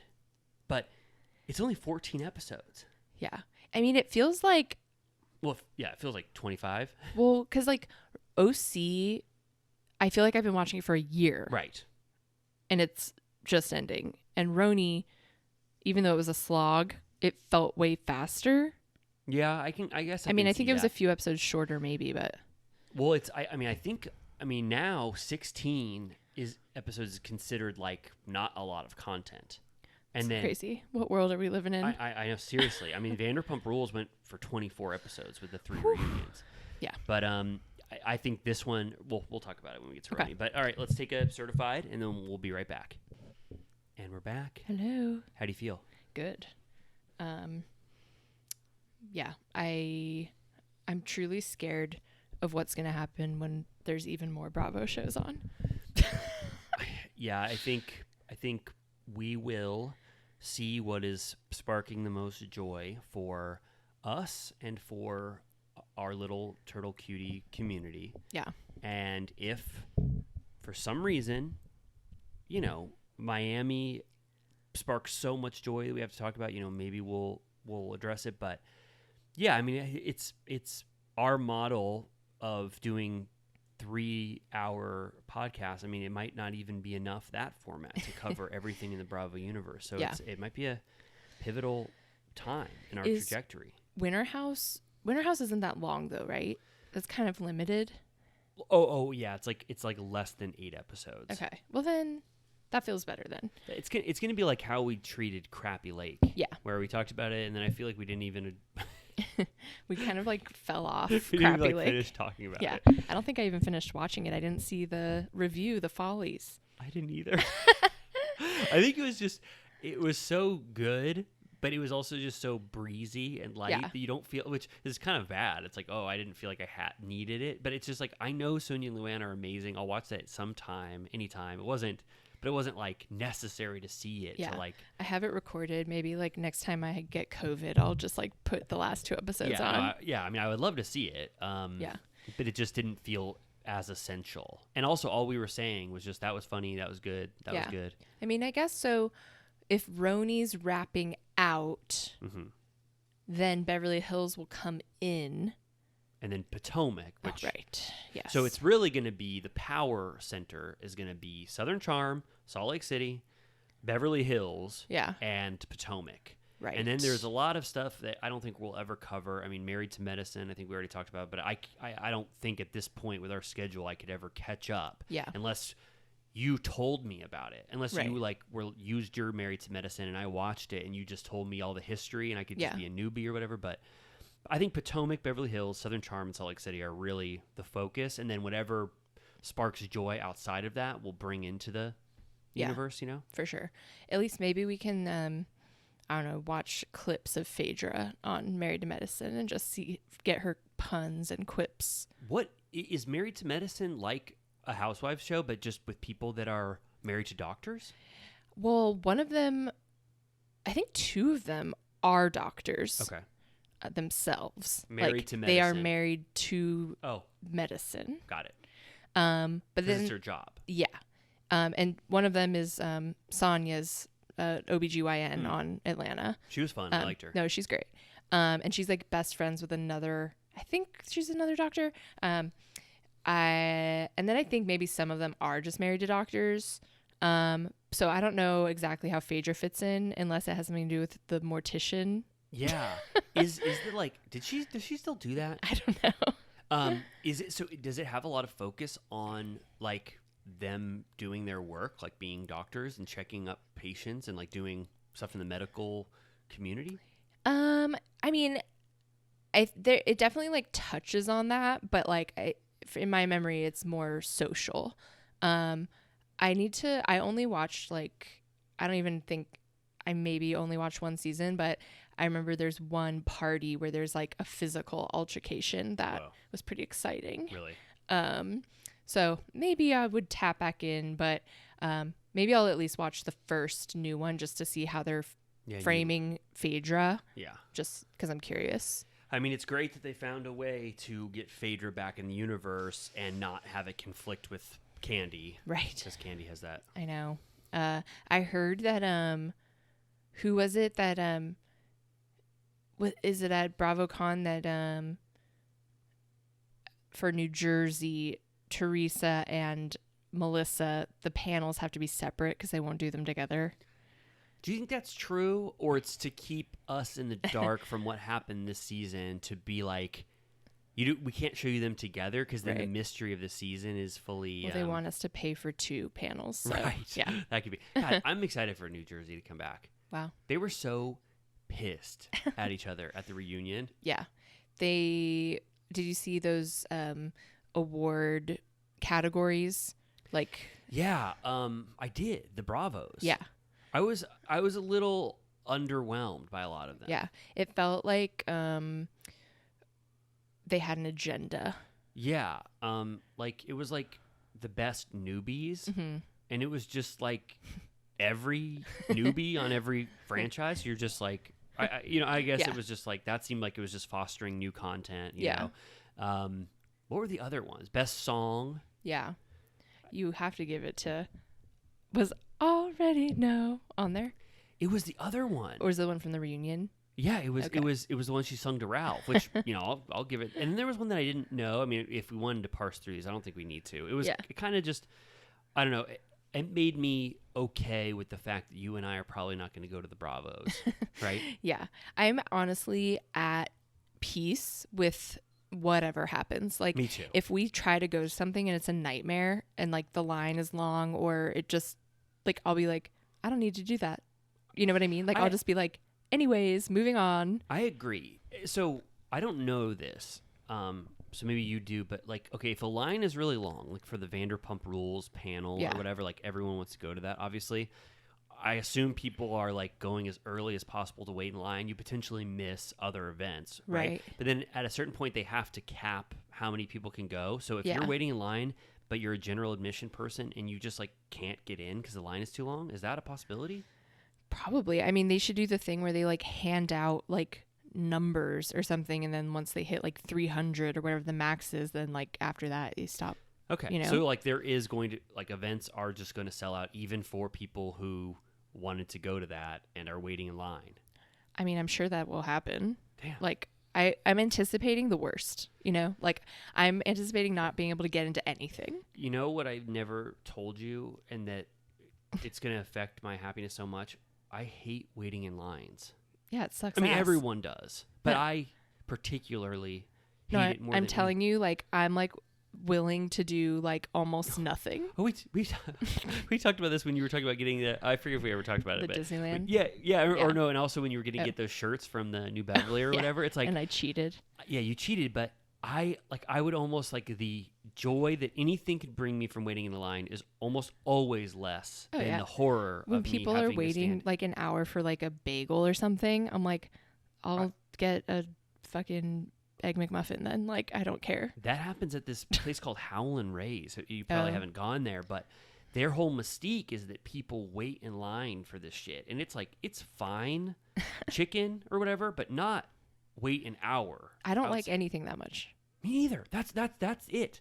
That's No. exactly it. Just, there's nothing I like more to overpower me than the hatred I have for waiting in line for more than a half an hour. Yeah. Also, like, not to be a snob, but like I understand if you're someone that's like from out of state, or, you know, BravoCon is your only chance to do these certain things. Like, I'm like, we kind of live in a place where we can go to Sir Tom Tom, Jax's Studio City, like, I don't know. I feel like we can get our Bravo experience in a lot of different ways. Right. So it's like not as do or die Yeah. for us to like wait. Well, yeah. Especially for like a panel, which is like something that they will show on TV. Right. Where it's like that. I understand maybe if it's like, no, dude, like we get to hang out and do shots with Kyle Cook, then like maybe I'll like wait. But like to watch like a panel that I'm going to be able to watch on TV in 2 weeks, I'm less inclined to be like, it's once in a lifetime. Right. So, the main content we're going to be experiencing, besides hoping to get our sights on Bravo celebrities walking around, is going to be those panels, right? That's like the main. Yeah, and then I'm sure there's like fun like little activations going on. Like historically, there's a museum with like fun items in it. They have like photo opportunities. Like I'm sure there's like shopping. Like I think there's like just fun on the ground stuff. And I don't know. I'm truly just like, let's just see what happens. But like I was not willing to pay hundreds of dollars for the add-on tickets to stuff because I would just be pissed off the whole time. I mean, it's already at the limit of what I would pay for anything in the world with just the general admission price. Yeah. So, I mean, yeah, it's just these are the limits we're bumping up against about being people who can't afford things. I mean, if you got a VIP ticket and then bought 3 event tickets, you were spending like, I don't know, like $3,000. Yeah. But I mean, if I was rich as hell, I would. Yeah. I mean, right? Yeah. I mean, if money meant nothing Plus to me- flight and hotel. Yeah, I mean, I would spend it because like experience stuff is like what I would spend my money on. Right. Like I can imagine if I was flush with cash, I'd probably do that stuff, but it's just like it's not feasible. And I'm just like, how much money? I mean, I know there's no limit to how much money they want, but like, god damn, that it is so expensive. Like like they just know that Bravo fans are like an upper middle class tier of Yeah, they have the ad data from and they're like our watching patterns. they're like, this is the absolute highest we could charge for the demographic of people that watch our content. Yeah. It's so expensive. Yeah, it's crazy. Do you remember, because you went to Watch What Happens Live when it was in LA, right? Yeah. Right before you. Yeah. Was that free? I thought it was. Right? To just be in the audience. Maybe it wasn't. Maybe it was very cheap. Like under $50. Yeah, I think so. You 'Cause- got such a good panel, and we got Snoop Dogg and Anna Faris. And it was so. What did I bad. get? I don't even remember. I think you got the Beverly Hills Okay, cast. I remember like Erica and We like were the morning, and you were Okay. the afternoon. We saw you as we were leaving. When was that? Like 3 years ago, before COVID. pre-COVID. Yeah, pre-COVID. Yeah, and Megan was so bummed. She was like, she wanted Bravo Lebs. Was James DJing for yours? No, Okay. you got everything good. You got like the Bravo centric one, and we got the like celebrity centric one, and they Yeah. were so bad. Yeah. Snoop Dogg's just damn high all the time. Yeah, he was just too high. Yeah. Um, By the way, this is the last thing I'll say. Right next to Vanderpump Paris is Martha Stewart's restaurant, whoa. the Bedford, and I keep watching videos of them make table side baked potatoes, Whoa. and I kind of want one. Oh, like guacamole. They like seasoned. smash it in front of you, so that it's all like soft, and then they put the toppings on in front of your eyes. That's amazing. Yeah. I mean, like I can picture it perfectly because I've seen this guacamole version of that tableside, but that is so fun. So they'll have yeah. little bacon bits or Yeah, whatever. butter, Yeah. sour cream, Chives, cheese. and wow, I didn't know Martha Stewart had that. I'll send you a vid. And I just love anything tableside, like a tableside Caesar Oh, salad. yeah, I like Love that too. that. Or the pasta where they put it around in the cheese bowl. I like that too. Or what about like a dessert cart? It's fun. I'm not much of a sweet tooth. You're not? No. Oh, I don't think I ever I knew could take that. it or leave it. Like not even like cookies or brownies? I just like it's the easiest thing in the world for me to like say no to. Damn. And I like don't care. And I I would assume- rather eat like a burrito. I assume cake. Wow, none of that. Wow, that's Like amazing. I would say I like pie more because at least it has usually like a buttery crust, which is Oh, like yeah. bordering on like savory Right. again. yeah. No, I mean I'm with you. I enjoy most all foods other than desserts, but anyway. Yeah, I'm a savory queen. Like I would rather eat like a massive amount of like spaghetti or like a burrito or like sourdough toast than anything in the dessert realm. Okay. Like I just don't. Damn. But like whenever I have ice cream, I'm like ice cream is great, but like I could have it like once a year. Damn. Wow. Well, good to know. I never knew that. That's good to know. Well, I guess do you feel comfortable moving forward to talk about Salt Lake City? Yes, Apres rumor. Apres rumor, which we already said, there's a lot of Apres going on Yeah. these two franchises at the same time. Yeah. And it means it's the post-skiing atmosphere that you Yes. have, like that party that you throw for yourself after you had a beautiful day of skiing. Yes. So first off, it starts, what's that called? In media res. It starts to be continued right after the events we saw last episode. Yeah. As Angie is walking very passionately Mm-hmm. towards Meredith to confront Meredith about this rumor about her husband. So my first question for you is Meredith to blame at all in any way for Monica and Whitney bringing this rumor out into the open, saying what it actually was on camera, Right. telling Angie, and then getting Angie all fired up to go to Meredith to blame her for spreading this rumor when all Meredith said was there are rumors about her husband, and when she was drunk as hell. Yeah. Is Meredith to blame for this? Yeah, I mean, she also kind of implies that like that's not the rumor she meant, Right. potentially. Right. No, that's the excuse she could give in 2 seconds if she wanted to. I don't know what the hell rumor you're talking about. I heard that he cheats people out of haircuts and he steals their hair when they're done. He sniffs their He hair. sniffs their hair after. She could have said a million other rumors because there's probably 50 rumors going at all times about every single cast member on every franchise, Right. On every reality or celebrity in the world. There are 50 rumors about them. So she has the easiest get out of jail free card about this. She Right. said, that's not the rumor I was talking about. Yeah. Isn't Monica and Whitney more to blame for actually specifically saying the rumor on camera? Right.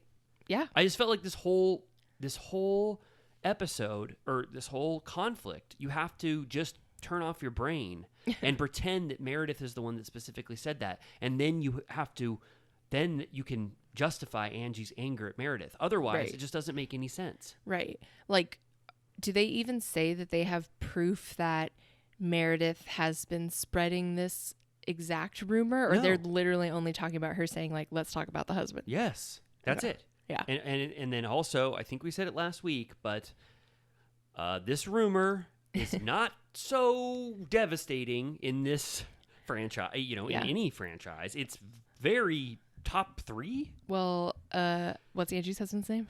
I don't know. Oh, And I'll never know. forgot. They don't say it. Well, he cried, so he thought it was a big deal. Okay. Are you gonna say crocodile tears?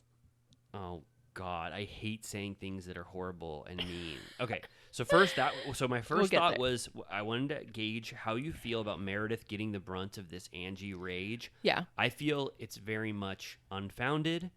Meredith didn't actually say this, and even if she alluded to it, she could get out of it by saying that's not what I knew. I've never heard that. I heard something else.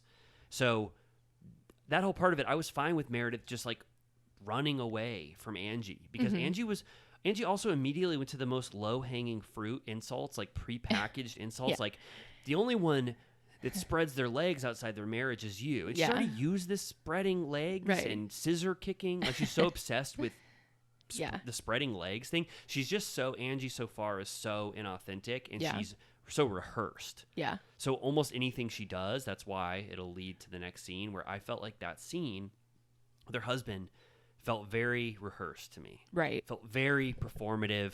I thought they were over exaggerating how hard this hit their home. Yeah.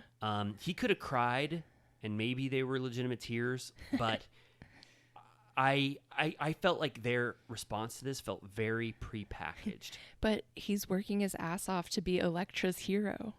Yeah, I know. But unfortunately, I don't know how old Elektra is. How old is Elektra? She looks like she's like a teen. I look down whenever Angie's home scenes are on, so I don't know what.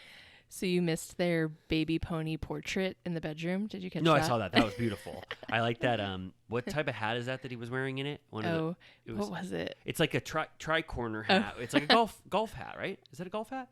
What are those British caps? Oh, like a newsboy cap? Yeah.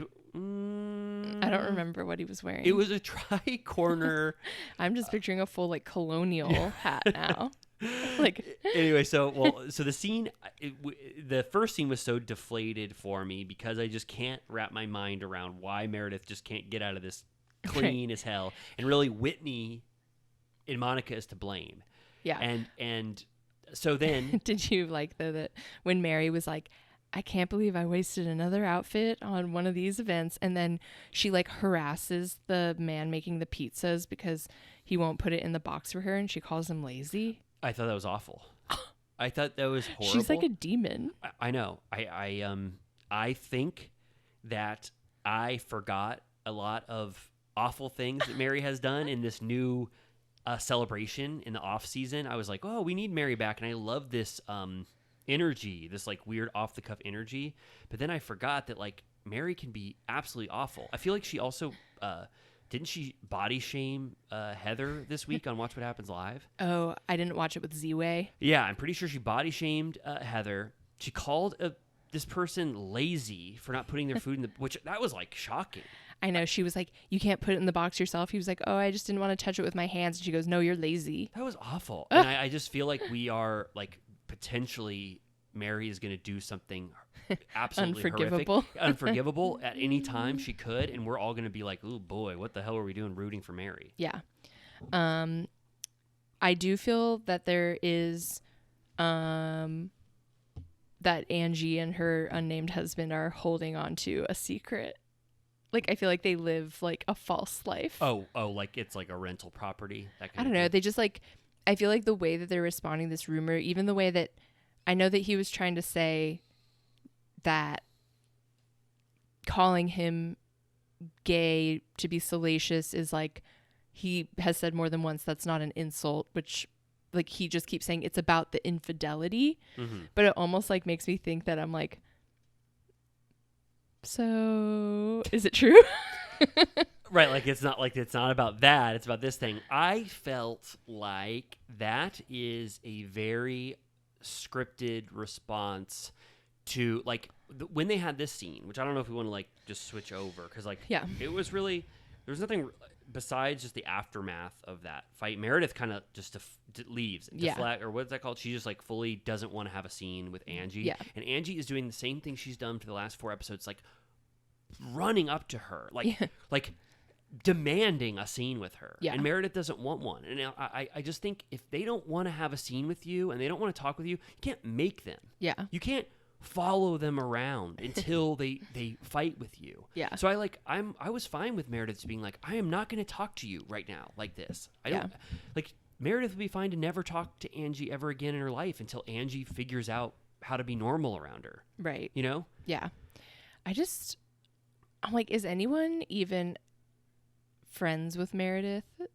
Like, I know her and Lisa like are trying to like rekindle, but like then they get into it on this episode that she's still like furious with like what happened in the past. I think Lisa is friends with Meredith and like wants to be friends with Meredith. It was Meredith that sort of, you know, gave the cold shoulder to Lisa. But I do think Meredith is odder than I even like remembered, and she does seem a little withdrawn from the group and does seem to try to keep distance from the everyday conflict that happens in this group. She sort of, I guess, pretends to be above it or whatever. But I think Heather likes Meredith. Mary likes Meredith. Not that matters at all. And I think Lisa had a legitimate friendship with Meredith before Meredith like wrote her off. I think Meredith is probably like a normal, decent friend who just does a lot of like weird stuff that you can't stand behind. Maybe. Yeah, I'm kind of still like, who is this woman? I definitely do not understand Meredith. Their scene, her scene with her son, Brooks. Well, I guess this thing needs to be like parsed out. Yeah. So after the Apres ski, Meredith just says, Angie, I don't want to talk to you unless you talk to me respectfully. She just like leaves. The party kind of ends on this horrible note. And I hated that it turned from like a normal event to just everybody trying to get off their conflict. It's like, you know, everyone is just trying to take one shot at having a moment or giving life to it. Like, I just wish that sometimes they could just let a party be, but it's just Angie is too fired up to try to like have the spotlight that she can't let any event just like sit. Right. You know? So anyway, they leave, and then I felt like when they got to the when they have the aftermath, when she's talking to her husband about this, she says, I didn't want to tell my husband last night, so we like just went to bed because I was too tired or whatever. And I was like, without a doubt, no, I'm sorry. But I am a skeptical-minded person, and I feel like Angie has been so inauthentic at this point. Everything she's done has been scripted and performative. She told her husband immediately after. Well, that's such a Housewives trope. That's always how it is, where like there'll be the biggest blowout of all time, and then it'll be like Kyle and Mauricio in the kitchen in the morning, and he'll be like, "So how was last night?" Yeah. And you're like, like, she didn't call you in the car on the way home like a normal person. Yeah, and you can kind of feel that from this scene. I think that they had this talk. Well, Angie, it's funny that she named it because that always happens, but she had to say like, I was so exhausted that I went to bed and we didn't even talk about it till the next day. Yes, that's the cue or whatever. That's the clue that they did talk about this. And she knows it's going to be a big scene for her on her first season as a full-time cast member. This is the one probably big piece of drama we'll have. So we got to get this right.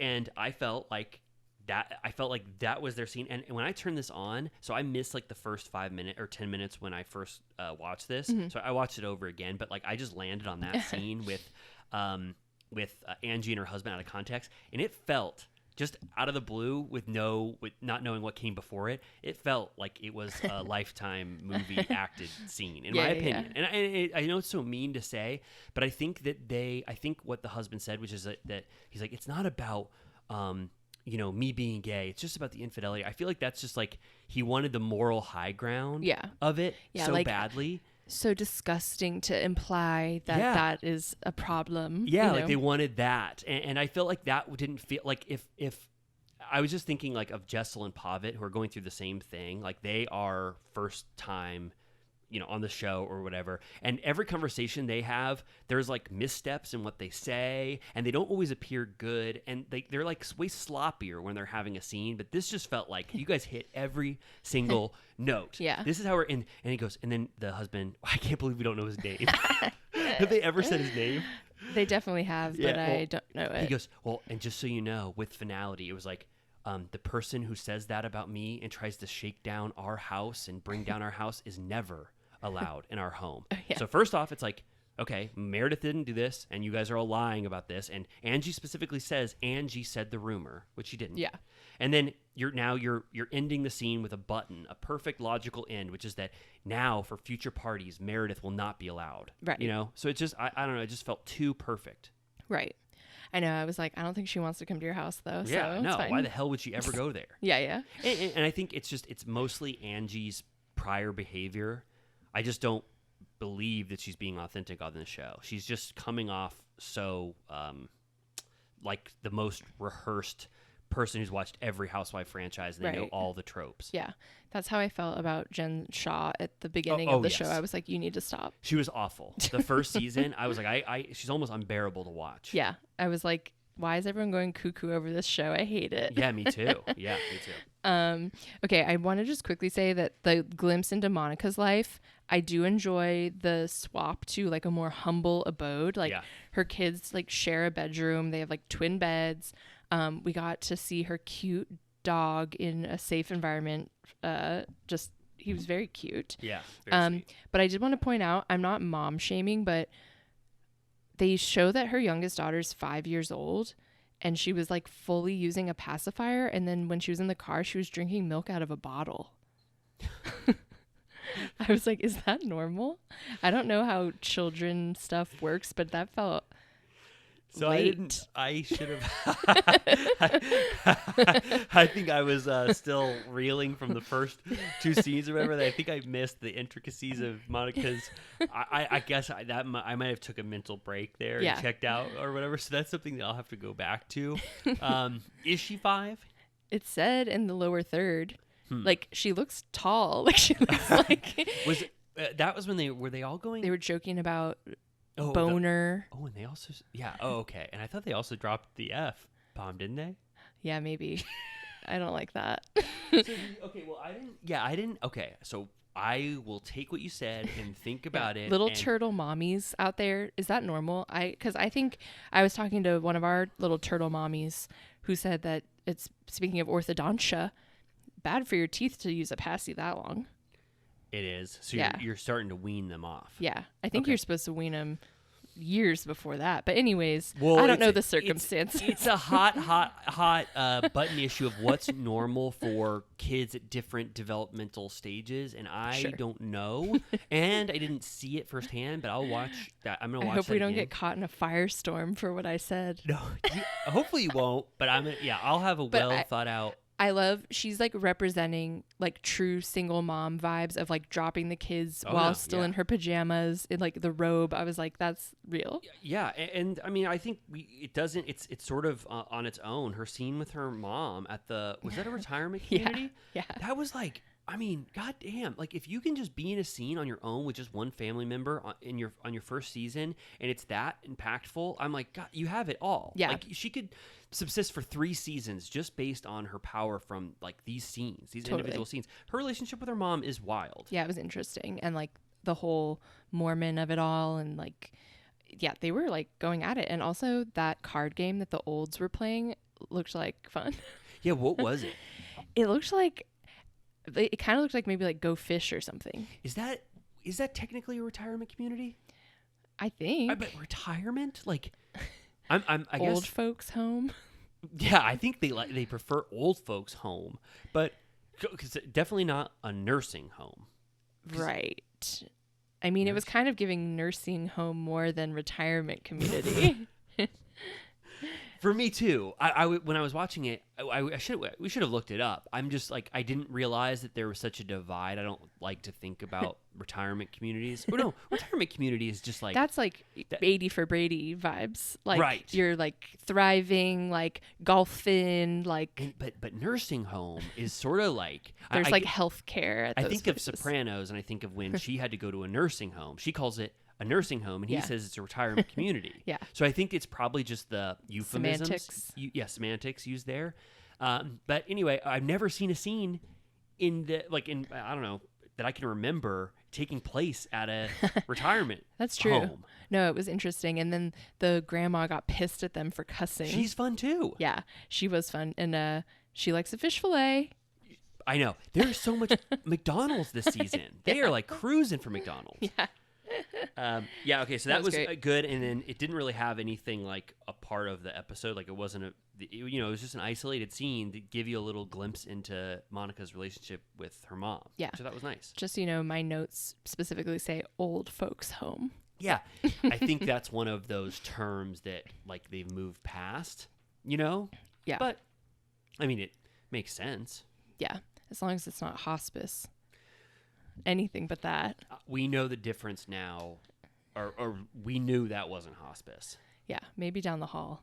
Not to get morbid, but Tell me more. Jimmy Carter has been in hospice for like a year. He had a or 6 birthday the other day, and I was 90 like, he's still hanging on. He turned so 99. Strong. I love mean, him. well, not to say if you died early in a hospice that you're not strong, but I guess I just felt like hospice is like you're really winding down. Yeah, you'd think it's usually pretty short. Never forget the images of him and his wife with the Bidens, where they look like tiny little hobbit-sized people. I love that image. I feel like you showed that to me very early when I look it up came all out. the time. Did the Bidens come in and they're closer to the camera? And There's definitely some sort of an illusion, but also I think they are just really small. it's also it was giving sort of Willy Wonka perspective, where that one room where you open the door and it Oh, yeah. it goes into a Yes. it's sort of like triangulated. Yeah. Oh my god, I want to pull up the picture so bad. That was right before he went to. We have to add it to our drop where Yeah. we put photos on Instagram. That was so fun. I just not just be about hospice anymore, but I just finished the book The Corrections by Jonathan Franzen. Have you ever read that? No, but it was a real hit. Oh, it's a huge hit. It was so good. I mean, one of the best books I've ever read. Oh, wow. It hit me like a ton of bricks because unfortunately the ending is hospice related. Oh, no. No, I'm not trying to spoil it, but I was shaken to my Yeah. core for like an hour after by the profoundly sad ending of The Corrections. I sometimes get hospice TikTok, Oh no, you don't. You don't. end of life TikTok. How does it make you feel? Well, there's like just interesting details about like, sometimes people that are like on their last leg will get like a last day of energy where it seems like they're like back in action and like talking and Oh, like yeah. know what's up, and then they die like the next day. Like you get a final burst Oh my god. to be like funny and cool, and then you're like R.I.P. One last little burst. Yeah. Oh, geez. And then there's like the death rattle. Oh, of course I know that. You get that on TikTok? Sometimes I get like I have health care, surgery, medical curiosity. Okay. Yeah, you and I have such completely different TikTok journeys. If I saw that even for 1 second, a hospice TikTok where it says, this is the burst of life you get right before you die in a hospice, I would be scrubbing the shit out of that and say, not interested. I'm not seeing that for like 20 years. Yeah, for sure. I don't know why. I want to talk about what's going on. No, you're right. Around the I mean, curtain. that is the healthy and I think right way to approach. I also have gotten into cremation talk. Oh my god. Okay, let's talk about so Monica. Okay, great. So I love that scene with Monica and her mom. They have a very fraught relationship, but it felt like they were able to say almost anything to each other, and it's like this is just typical of their relationship. Like her mom Yeah. said when she thought she was hung up from the phone, she was like, "My daughter is a piece of shit. I hate her." Yeah. And yeah, I love that they're really close, but she'll call her out. Yeah. And like, she's like, why don't you go to church? Like, do you even consider yourself a Mormon anymore? And she's like, bitch, I'm busy. Like, you know, and she's like, we used to go to church every Sunday. And she's like, I spend way more time with my kids doing like day-to-day stuff than you ever did. Just because you went to church didn't mean you were like a superior mom or whatever. And she was like, I was a single mom. She's like, I'm a single mom. And she's like, I was like struggling to work. And she's like, I was on food stamps. Right. And they were going back and forth. And she was like, then the mom got all pissed and was trying to be like, you treat me with respect. I'm your mom. And then she's like, there need to be boundaries. She was like, oh, you want to talk about boundaries? I was like, let's fucking go. Yeah, it felt good. And it felt like this is just a normal day of their conversations. Like, it felt very real. Yeah, and she was like, you don't knock when you come to my house. She was like, because no one answers the door. And then she's like, I could be 69ing on the floor and you could come in and our relationship would never be the same. That was so fun. And then I thought like there was a lot of religion in this episode. Yeah. You know, like people's relationship to religion. Yeah. And then that specifically where the mom left the church, but she still like values it in her life and she wishes that the kids would go. Yeah. And then Monica reminds her that like she regretted raising Monica in the church, right? Didn't she say that?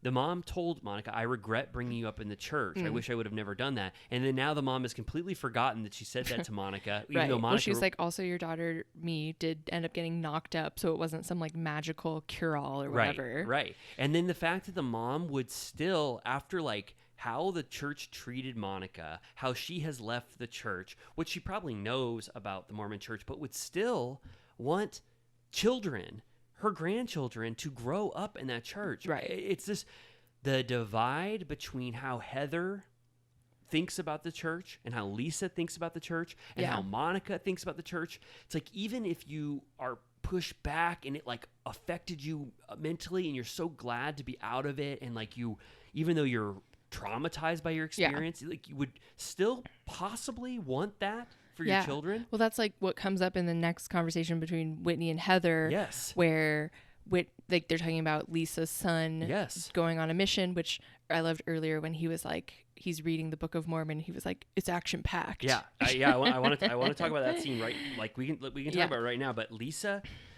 Okay, so you and I have been wondering what is going on with Lisa Barlow's relationship to the Mormon church. Yeah. Someone very helpfully, I believe on our Patreon, laid it out. And it was like, these are all the instances that Lisa Barlow has talked about which was very helpful because she talks about it so sparingly that like you forget. Yeah. She was very clear here. She can't go to the main Mormon temple because she's not Orthodox. She drinks Diet Coke. She pierces her ears. Yeah. But she still goes to a Mormon church every single Sunday. Yeah. I mean, religion means a lot to you in your life if you go every single Sunday. Yeah. Right? Yeah.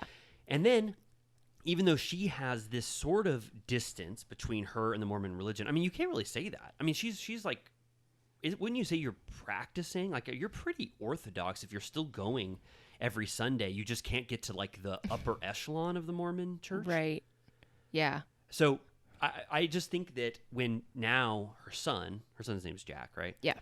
Now that Jack is like doing a mission, that is a principle of an Orthodox Mormon religion. I feel like she is much more conflicted about this than she wants to like let on, because there's this like level of, you know, a shield that she wants to have between how she really views her son doing this. Yeah. And she doesn't want any scrutiny on her son, which I guess makes sense. Right. Yeah. It seems like there is some tension there of like, especially because he didn't tell his parents, so they weren't included, which means like he probably thinks that she's like a bad Mormon or something or whatever. But yeah, it's weird. Like, I don't know. I was kind of like conflicted about not conflicted, but like when Whitney and Heather were talking about their reaction to him going on a mission, like Whitney obviously is like Heather is so staunch because she wrote her book. She's like more than ever trying to she's doing like a full Leah Remini, like wants to take them down or whatever. Yeah. So she's like, what the hell? Like, why is he doing a mission? Even though she was like, you know, like I enjoyed my mission. I mean, she was lucky hers was in France. I know. It sounds great. Yeah. But she's like, I feel guilty about indoctrinating people, you know, because that was my doing or whatever. Whereas Whitney was more like, like he's going to do what he's going to do, which like is true. It's like, like she was saying, what are you going to do? Be like, stop him. I mean, stop it. Well, yeah. So in that conversation, which I also thought was like, I don't know, like thought provoking for me. Yeah. It's like that's the two reactions to religion, and I guess it's really how you view the Mormon religion. You know, Yeah. it's like Heather obviously has a very negative view, and Whitney, I thought, Yeah. because she really made it a huge part of her story on the show. Right. That she was like, I'm free. I am. What's it called? Like I'm. Yeah, she like tore up her paper and was removed from the list and all of that. So I understand why Heather was like, wait, since Yeah. when don't you care? Yeah, no, I thought Heather's reaction to Whitney saying that she doesn't care, good for him. Yeah. It's like Heather to me was being very honest and Yeah. very brave bringing this up, because it is like for me when Whitney says good for him, I have no questions. Go do that. It's Yeah. like, then what was this? You know, your full stance against the Mormon Church and the horrors that they perpetuate. You're fine with your friend's son going to evangelize for that religion that Right. you found to be so toxic. Yeah. And I thought that I just thought it was like it at least deserves Lisa answering questions about it. I know she doesn't want to talk about it, Yeah. because I feel like she doesn't want to talk about her relationship with the religion at all. Yeah. You know? Uh-huh. But that's, I don't know. Of all the things that they talk about and they bring to the public and to illuminate us about all of these different societal issues, this religion one deserves scrutiny, and I think that they should be talking about it more. Yeah. And I don't think anyone would fault Lisa for having a conflicted relationship with the church, or having her answer the question that Heather asked, which was, if you had your way, would you have told him not to go? And Lisa, you see the scene, Lisa goes, I don't want to talk about this. Yeah. You know? Yeah. So I don't know. I just think it's interesting. And I also found that like Lisa, having never read the Book of Mormon, to me, I don't know why that hit me so hard, but it's like, you go to church every single Sunday, Yeah. and you've been a Mormon for what? Did she marry into the Mormon religion, or Yeah.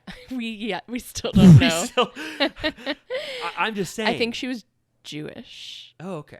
Oh, okay. All right. Well, we have I'm that- sorry to the multiple comments and DMs we got that like explicitly explain this, and then we still don't Well, remember. if you want a second, I can talk about this for a second, but I don't know if we can access that. But even if Lisa is a late in life Mormon, I still find it very shocking that you would participate in a religion that you have not read the one main source of Yeah. all of everything you do about Right. it.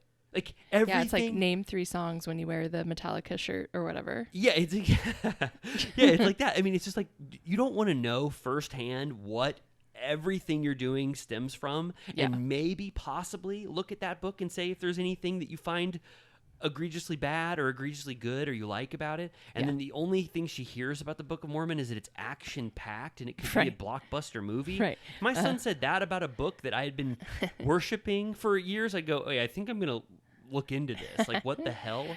I'd be like, yeah, have you read or watched Under the Banner of Heaven? Because Right. it is action packed. Okay, I found the comment. This is from Chihuahua Betch Okay. on YouTube. Okay, thank you so much. You did this, and this is amazing, and this is And we're definitive. taking your word for it. Yep. I'm not looking into this any further. Right. She said, Meredith is Jewish. She's not a Mormon, never has been a Mormon. Okay. Never claimed to be a Mormon. She's clearly an East Coast elitist. Her words. Okay. All right, wait, do we want to read this whole thing? No, I'm just kidding. No, this is Who great. splits her time between New York and what I assume is her winter house in Salt Lake City. Right. Lisa and her husband were raised Jewish on the East Coast and converted to Mormonism. She put that in quotes, but it's not heavily implied. She's not that involved with the Mormon church. Oh. Anyone can claim to be a Mormon, but not actually live a Mormon life. She said she's Wait. sure that she sent her kids to private school with other Mormons that had more influence on him than his parents. Oh. She said Heather's daughters probably don't go to a exclusively Mormon school, but many of their peers are Mormon by default since there are so many in that area. Okay. So that just made me question everything about Lisa. Okay, so Lisa and her husband converted to Mormonism potentially, like Yeah. later in life, which I don't know who. That's interesting to do it together. And also, I mean, that I'm sure doesn't happen a lot to Right. converting late in life. It's to like Mormonism. Scientology. But do you think do you think it's true? Is she maybe not actually a Mormon and Jack is being kind of Mormon pilled? Maybe so. And maybe she has to be supportive of his Mormon journey because she just wants to support him and not to be deemed an SP. Yeah. Okay. All right. Well, I mean, that was More to come. an amazing definitive answer, but unfortunately I have even more questions. Is Lisa actually in any way a practicing Mormon, or is she just using the label of Mormonism and then she doesn't even technically go to a Mormon church? And then the son is on his own Mormon journey. Right. I mean, that would make sense why she's never read the Book of Mormon. Right. Because she's always, I mean, I know Jesus is involved. Oh, yeah. She's about Jesus. I mean, it's like Jesus Christ Latter-day Saints, right? That's what it's called? That All right. is. Anyways. Well, okay. Yeah, I'll stop espousing over things I still don't understand. But yeah, so they also kind of talked about a scene that we skipped, but it was Whitney and Lisa at Angie's, where Yes. they're kind of there to make Angie feel better about the rumor, but then Lisa makes the entire thing about herself, about how bad her era was when her marriage was in question. Yeah. Okay. So I just want to say this episode was great because I want to talk about every single scene, which is, that's like not usual. You know Yeah. what I mean? Like that is like, so this scene I thought was, they go over to support Angie. Angie then is like talking about the effect that the rumor had on her household, right? And they're like, yeah, that was awful. Yeah. That was horrible. And then Angie starts to say, Heather has actually been really great to me through this whole thing. She says, Heather invited me over. And we get this beautiful flashback where Heather, from a week ago, Yeah. where Heather was like, Angie, I am sorry that we never like hit it off. I'm sorry for how I treated you. I really want to like work on things with you, which was Yeah. like amazing of Heather. Yeah. Right? Like it was a good Heather showcase. And then as Angie's telling Whitney and Lisa this, she's going, Heather was so nice to me. Heather was so nice. I actually think she's a good person. And then Angie keeps going, and you can see Lisa and Whitney's reaction, like they want to talk shit about Heather at some point. Like even Whitney, who is supposedly Heather's friend, I feel like they wanted to jump in and talk shit, like say something about Heather, because the way Angie was like teeing them up was like, it was like, okay, who's going to drop a bomb about Heather, like that she's secretly shitty or whatever. Yeah. And anyway, and then Lisa does. It's like Angie was like running out of steam with how wonderful this talk was with Heather. And then Lisa decides like, okay, I'm going to take the baton and I am going to now say what I find horrible about this. And then I wanted to ask you, what the hell has Heather ever done to Lisa? Right. She was mad that Heather never in Lisa's time of need against Meredith ever went up to Lisa and said, I'm sorry you're going through this. I guess. I was also confused because I feel like since I have seen this franchise the least, I get confused and where I'm like, I assume I forget stuff. So I was just like, I don't really get it. No, I mean, sorry, I just blew a raspberry into the mic. No, if they don't have a flashback for it and they don't have a montage for it, it didn't happen. And I just watched it.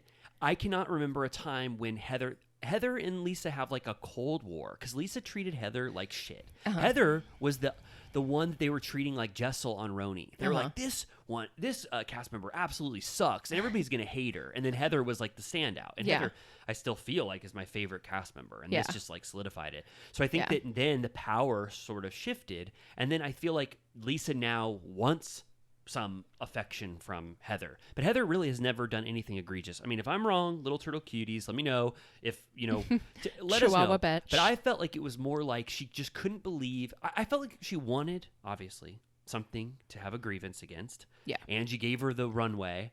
Yeah. Teed her up, and then she decided to make this scene, which should have been about Angie's healing or whatever, about her. It like never ended. But I didn't think it was inauthentic. Mm-hmm. I didn't give me the shade of.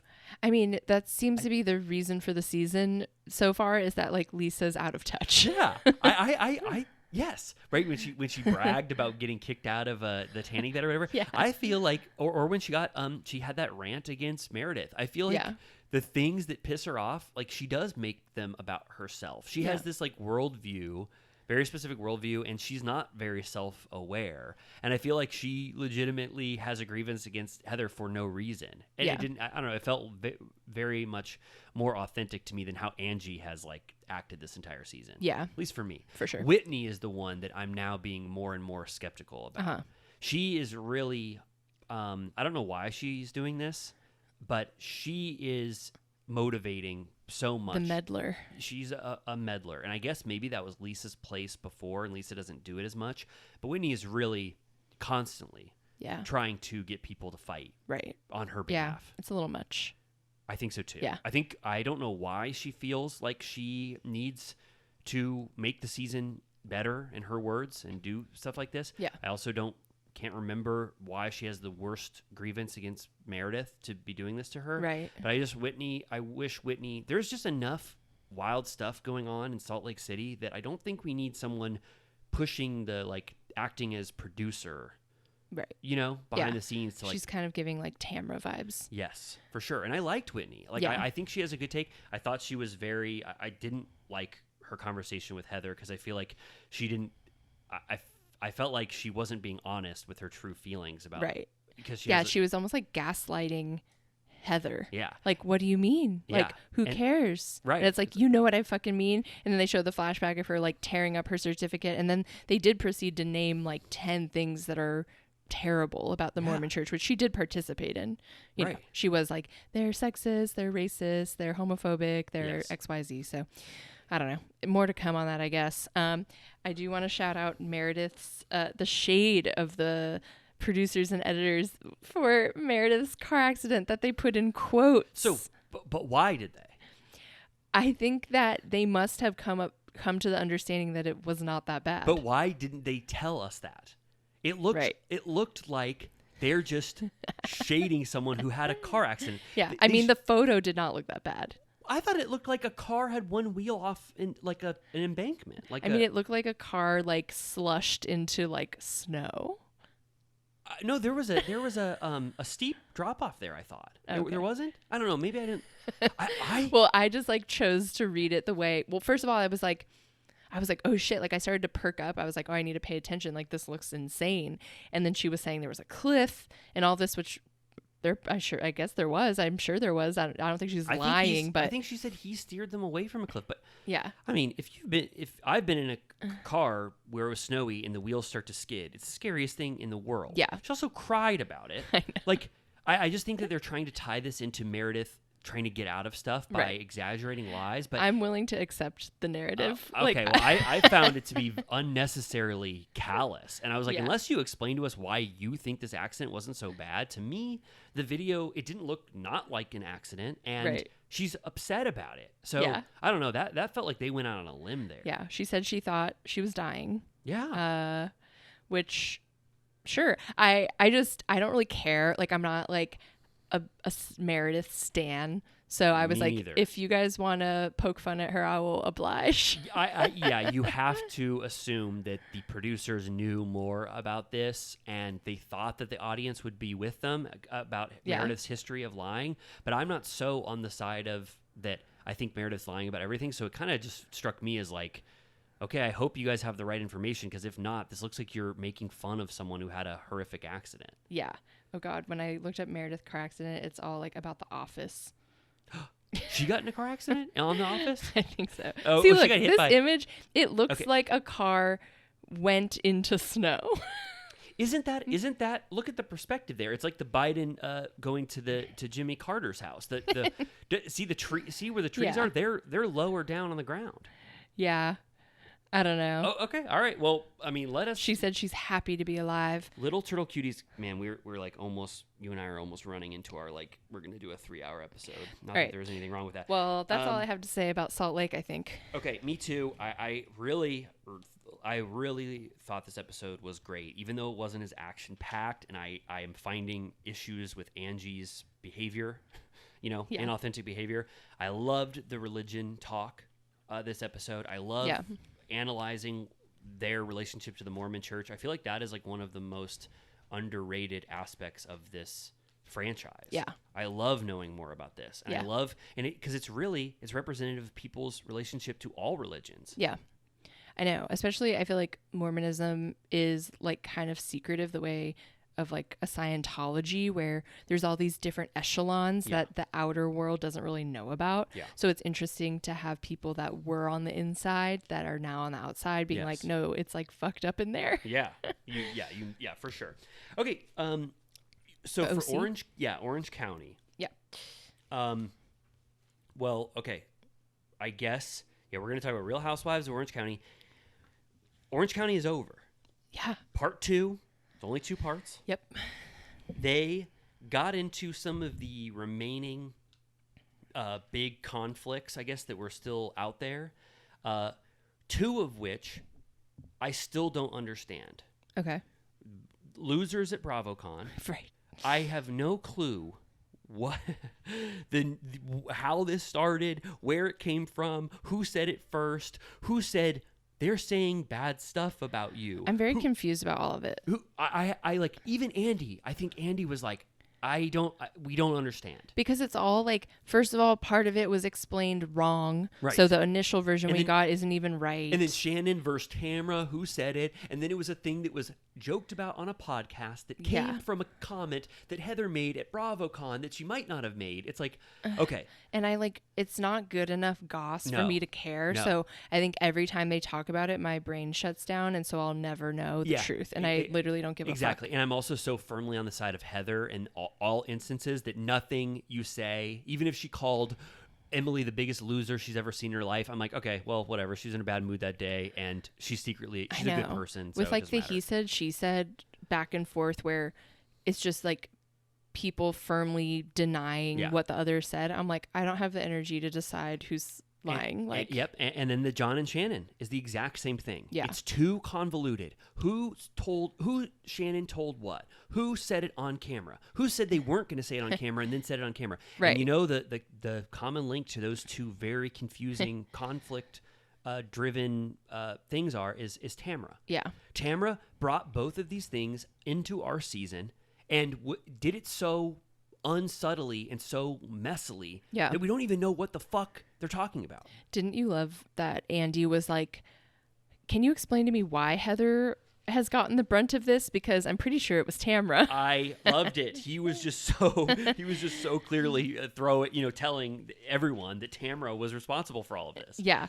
And then Shannon gets like very defensive about her place as a housewife. Like at one point he's like, they're saying like, you're not revealing as much as everyone else. Like that's why we're pissed. Like we all talk about our shit, but we're not allowed to talk about your relationship. And I also liked that Heather was like, I never told you I would never talk about your relationship at all. Right. I said I wouldn't reveal the specific things you told me, but it's ridiculous to say that I'm just not allowed to talk about your relationship, period. Yeah, and we learned about like I think the actual specific thing that Shannon didn't want out there, which is that John called her a pig. Yeah. Right? And she was like, that's not true. And Emily's like, well, you told me that. And then Heather's like, you told me that. And then they all say that Shannon gets drunk as hell and just calls They everyone. said she needs a breathalyzer for her phone. Right. Which is pretty funny. But she gets very defensive about that. But, when they're like, you don't reveal anything on the show, she goes, my job is to be Shannon Storm's Bador. Like she clearly like wanted to be iconic. And then it was kind of iconic. She lists all of her accomplishments of what she's like, I got divorced on the show. She did like the Teresa, like I got married on the show, divorced on the show, went to jail on the show. The way that trainer or whatever says, wow. That's always. I would kill myself if they kept showing that fucking clip. It's the most heartbreaking moment because you're just like, it's not what you want to fucking hear when you Did he do have that. to say wow? Yeah, if you haven't seen it, when Shannon gains some weight at one point, she's like 40 pounds heavier than she had been before. And she goes to a trainer and he wants to take initial before photos to track progress. And she takes her top off and she's just in leggings and a sports bra. And he goes, wow. And she she's like, Yeah. like, she also said as one of her accomplishments, she's the first person to talk about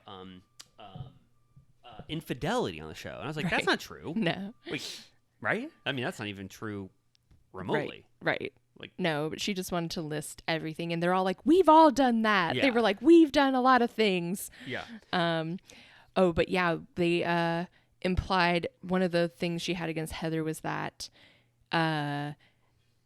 she said that Heather told production, like, are you guys tracking what's going on in that relationship? And she's like, yeah, so. Yeah. I know what I don't understand Shannon, who's very, well versed on this show, why she thinks these low level fights or even big fights shouldn't be subject to.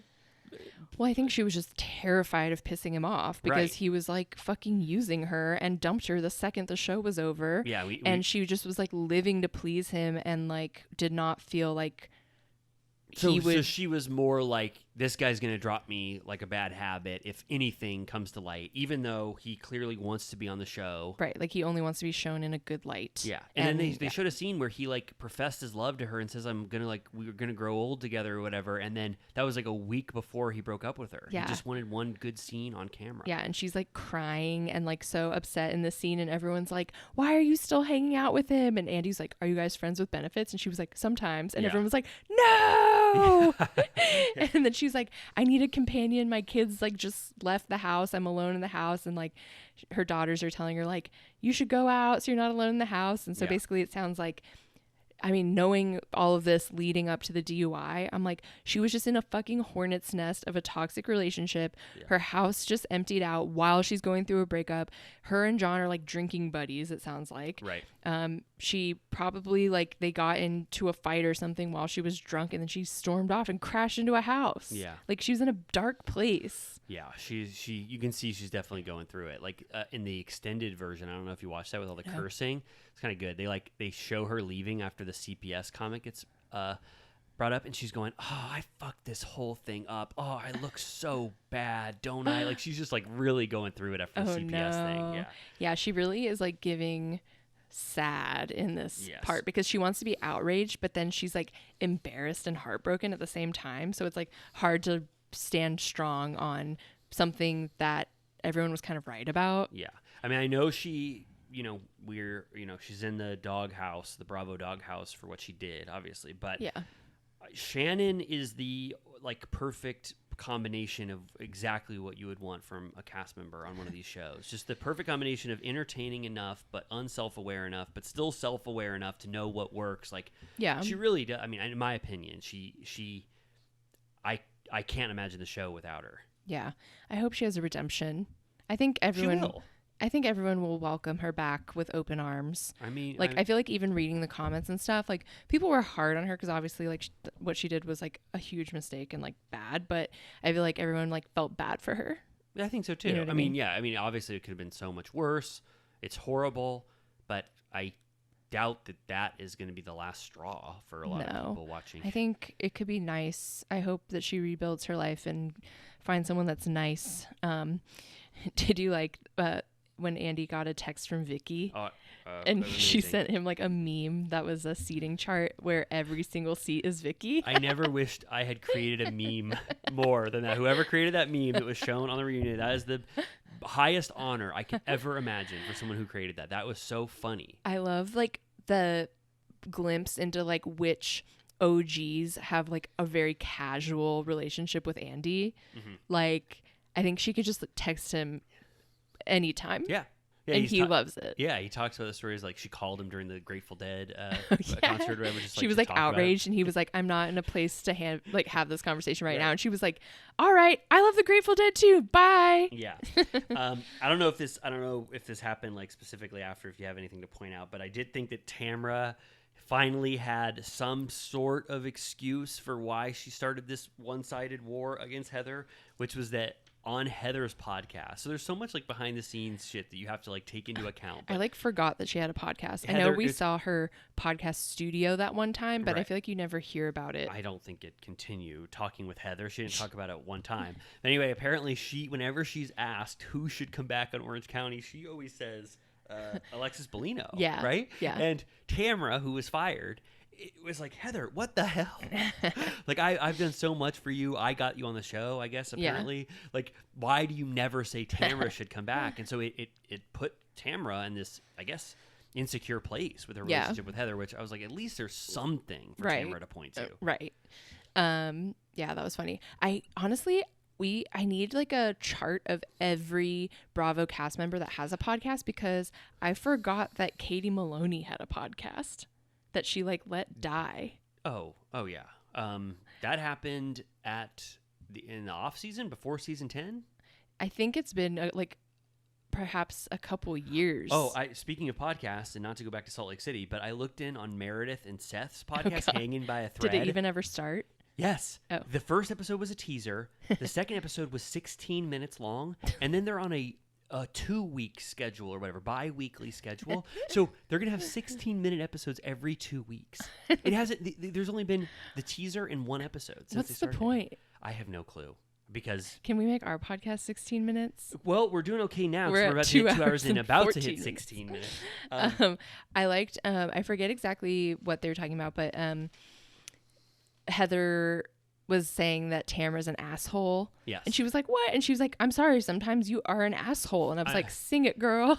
Right. I mean, nothing could be more true. Like, Yeah. But then this also- is when like Emily's like ranting against Heather, having no sense of humor and all this, and I was like, I don't like when they fight. yeah. Emily. So I love Emily. I think she's great. But for some reason, I just cannot get behind this feud with Heather. I Right. don't believe it. And since everyone was awful to Heather this season, I'm just like, Emily, please stop.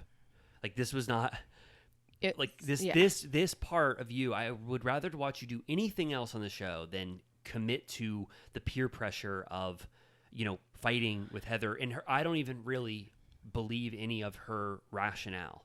Right. Like And by the end of the episode, they're all like, at the end of the day, it's a sisterhood. And she's like, I really love Heather. And she's like, I love you too. And I'm like, then what the fuck was all this for? Like, Yeah, right. I felt that same way. And then also, like, when she was like, you were awful at the HD network party, which I Yeah. even thought was, you were everyone, awful. even Tamara was like, stop. Yeah, she's like, there's sand in my food. I don't eat fish eggs or whatever. And then she was like, oh, I'll just be boring at every party. And, there's a difference between being boring at a party or being entertaining and not being horrible, like, Right. for no reason. Yeah. She was like bullying her. Yeah.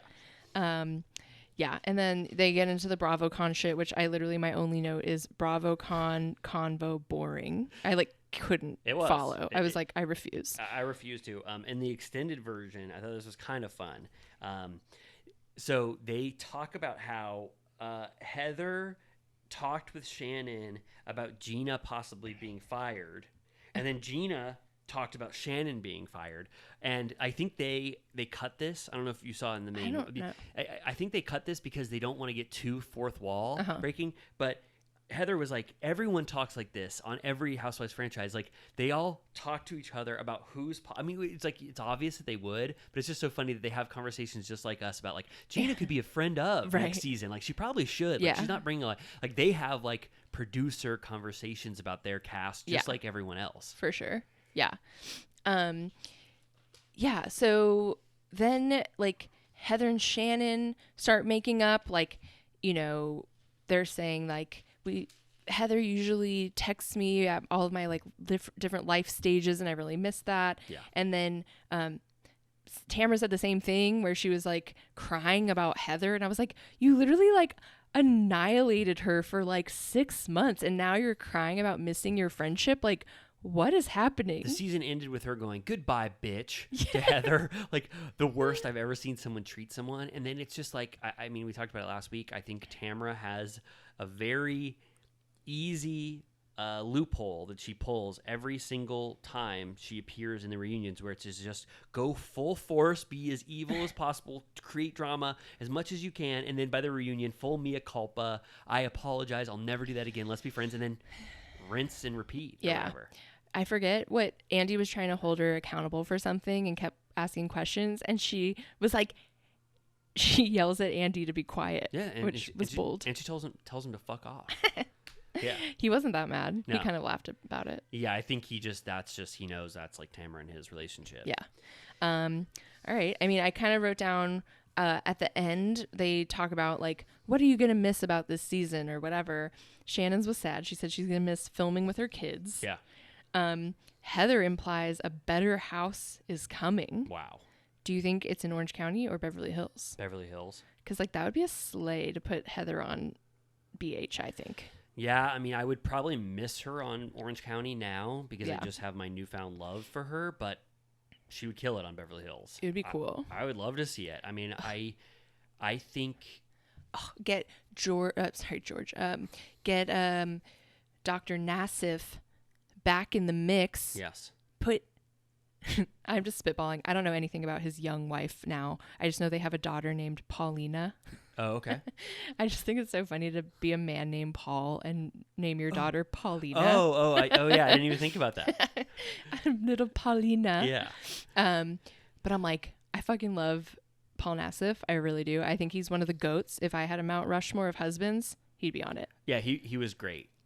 So funny I'll and never so forget- abused by Yeah, Adrian. I'll never forget how Adrian was so awful to him when he In was the doing tree. that beautiful tree costume and he was trying to be fun and frivolous and silly. And Adrian goes, "I hate when he She's does like, "You're stuff like that. disgusting." Get down from there and take off your She's tree like, you makeup." look like a pig. I hate everything about you, especially when you're dressed like a tree. Now get She'd down. always like body shame him and shit. She was awful. She to was a him. tyrant. She was awful to him. She was an anomaly of a human. Very An shocking interesting person. figure.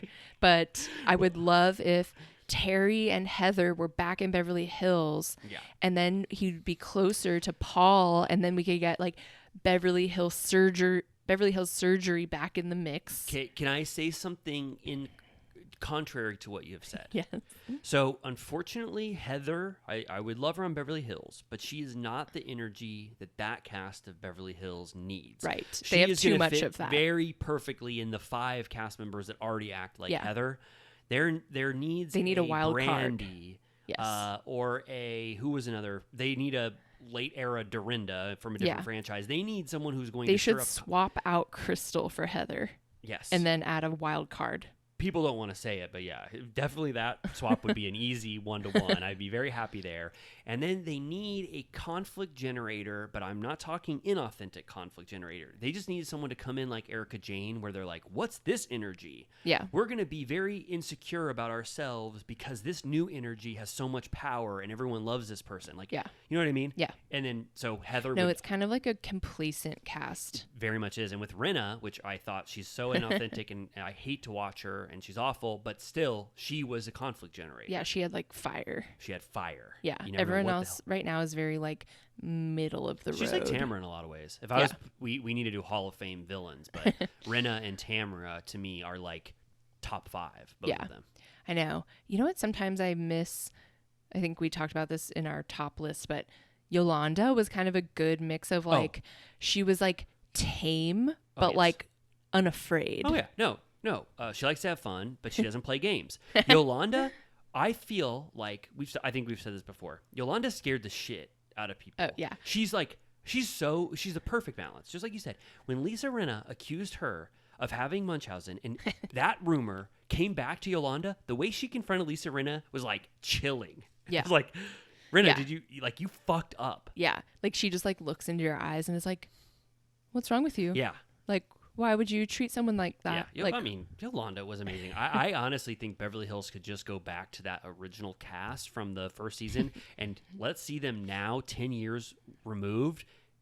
It would hit so hard. yeah, bring back the Maloof hoof. Yeah. Do you think if we were doing villains, God, oh my God, maybe we should move on. I have so much to say about this. Well, Okay. you know, when we get in the Beverly Hills world, Yes. we'll talk about it. Okay. But one thing I just want to say. So, I've never seen Andy compliment a cast like this at the end of the season. It was really like, what's that called? Like a moment of triumph. He was like, I want to read a question. Not really a question, a statement. This cast is perfection. I'm going to miss you all. Like, I haven't seen that a lot. Yeah. And then also he's just like, I feel like this is one of the most successful reunions we've had. We all got to it. It was like celebrating them, Right. which you don't see often. Right. Yeah. And this is when they were all like talking about their sisterhood, that they were all going to dinner afterwards. Yes. And I just want to say the last bullshit thing that Tamara said she was looking forward to, having like a fresh start with Ryan.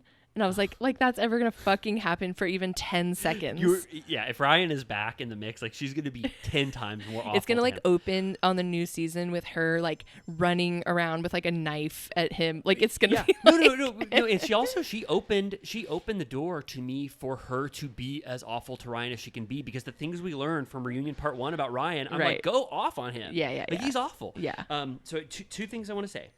So when Andy said OC is fresh and fun this season and it's a return to form, Yeah. I was skeptical of it because he Yeah. toots the horn of everything. But I actually think he was right. Yeah. Right? Ultimately, was this a good season? I thought so. Yeah, me too. Like it was kind of like if anyone asked you like why was it so good or like what happened, I'm like there wasn't like a Scandoval or like a like now I'm the doggone villain. Like there wasn't anything like blowout. Yeah. But it was just kind of like pretty consistently entertaining. Yes. And like pretty dependable. Yes. And I do think it's a good cast. It's like a good lineup. Yes. There's like a good balance. So that's my next question. Do you think if you were mapping this, out, would you just bring the same cast back in all of its glory? Maybe. I mean, no changes. you know how I feel about Gina, like I said. I know. Did Gina like make you at least have a little bit more of a spark for like how she reacted to the CPS thing? Yeah, and she her did bring Shannon? some energy there that I was like impressed with. Like I was like, all right, you're like bringing some thunder here. Yeah. But the thing is, I would say swap out Gina for an ingenue, but like Jen is still so fresh that it feels weird to now bring in someone newer. Right. So Jen and Ryan, Jen is new, and I feel like the second season for them, Ryan, Oh, God. like, something's going to happen with Ryan. And I know producers want that. I feel like he's gonna like sail across the world and like never be seen again, I like know. something like weird. Yeah, we'll never hear from him. Then Gina has possibly an engagement, which, I don't know how much merit that has. But I don't care. I know. And the real estate journey, I don't care. Don't care. The only thing I would care about is she has a legitimate friendship with Emily, which is sort of fun to watch. And But then they don't really like have it anymore. No. It like fell away. I know. I guess I'm just like, I feel like it's so mean because I'm like, Gina needs this. But yeah, I would If we're say just being friend of, if we're being honest. clinical, Yeah. I would say maybe friend of. Let Jen have another season, bring in someone new to replace Gina. Right. And then let everyone else, But will Heather technically be an Orange County housewife anymore? Yeah, Like, I we are think, not sure what's I think happening there's with a that. huge question mark if Heather wants to do this again. Right, because she doesn't need to, and it sucked so bad, and she's moving. Yeah. So I feel like the cards are stacked against. But I And don't know. then, Maybe they'll do a cold, like a trick where she starts on OC, and then we watch her cross over into Beverly Hills, like Vanderpump into. Oh, like, or- my friend is inviting me over to dinner.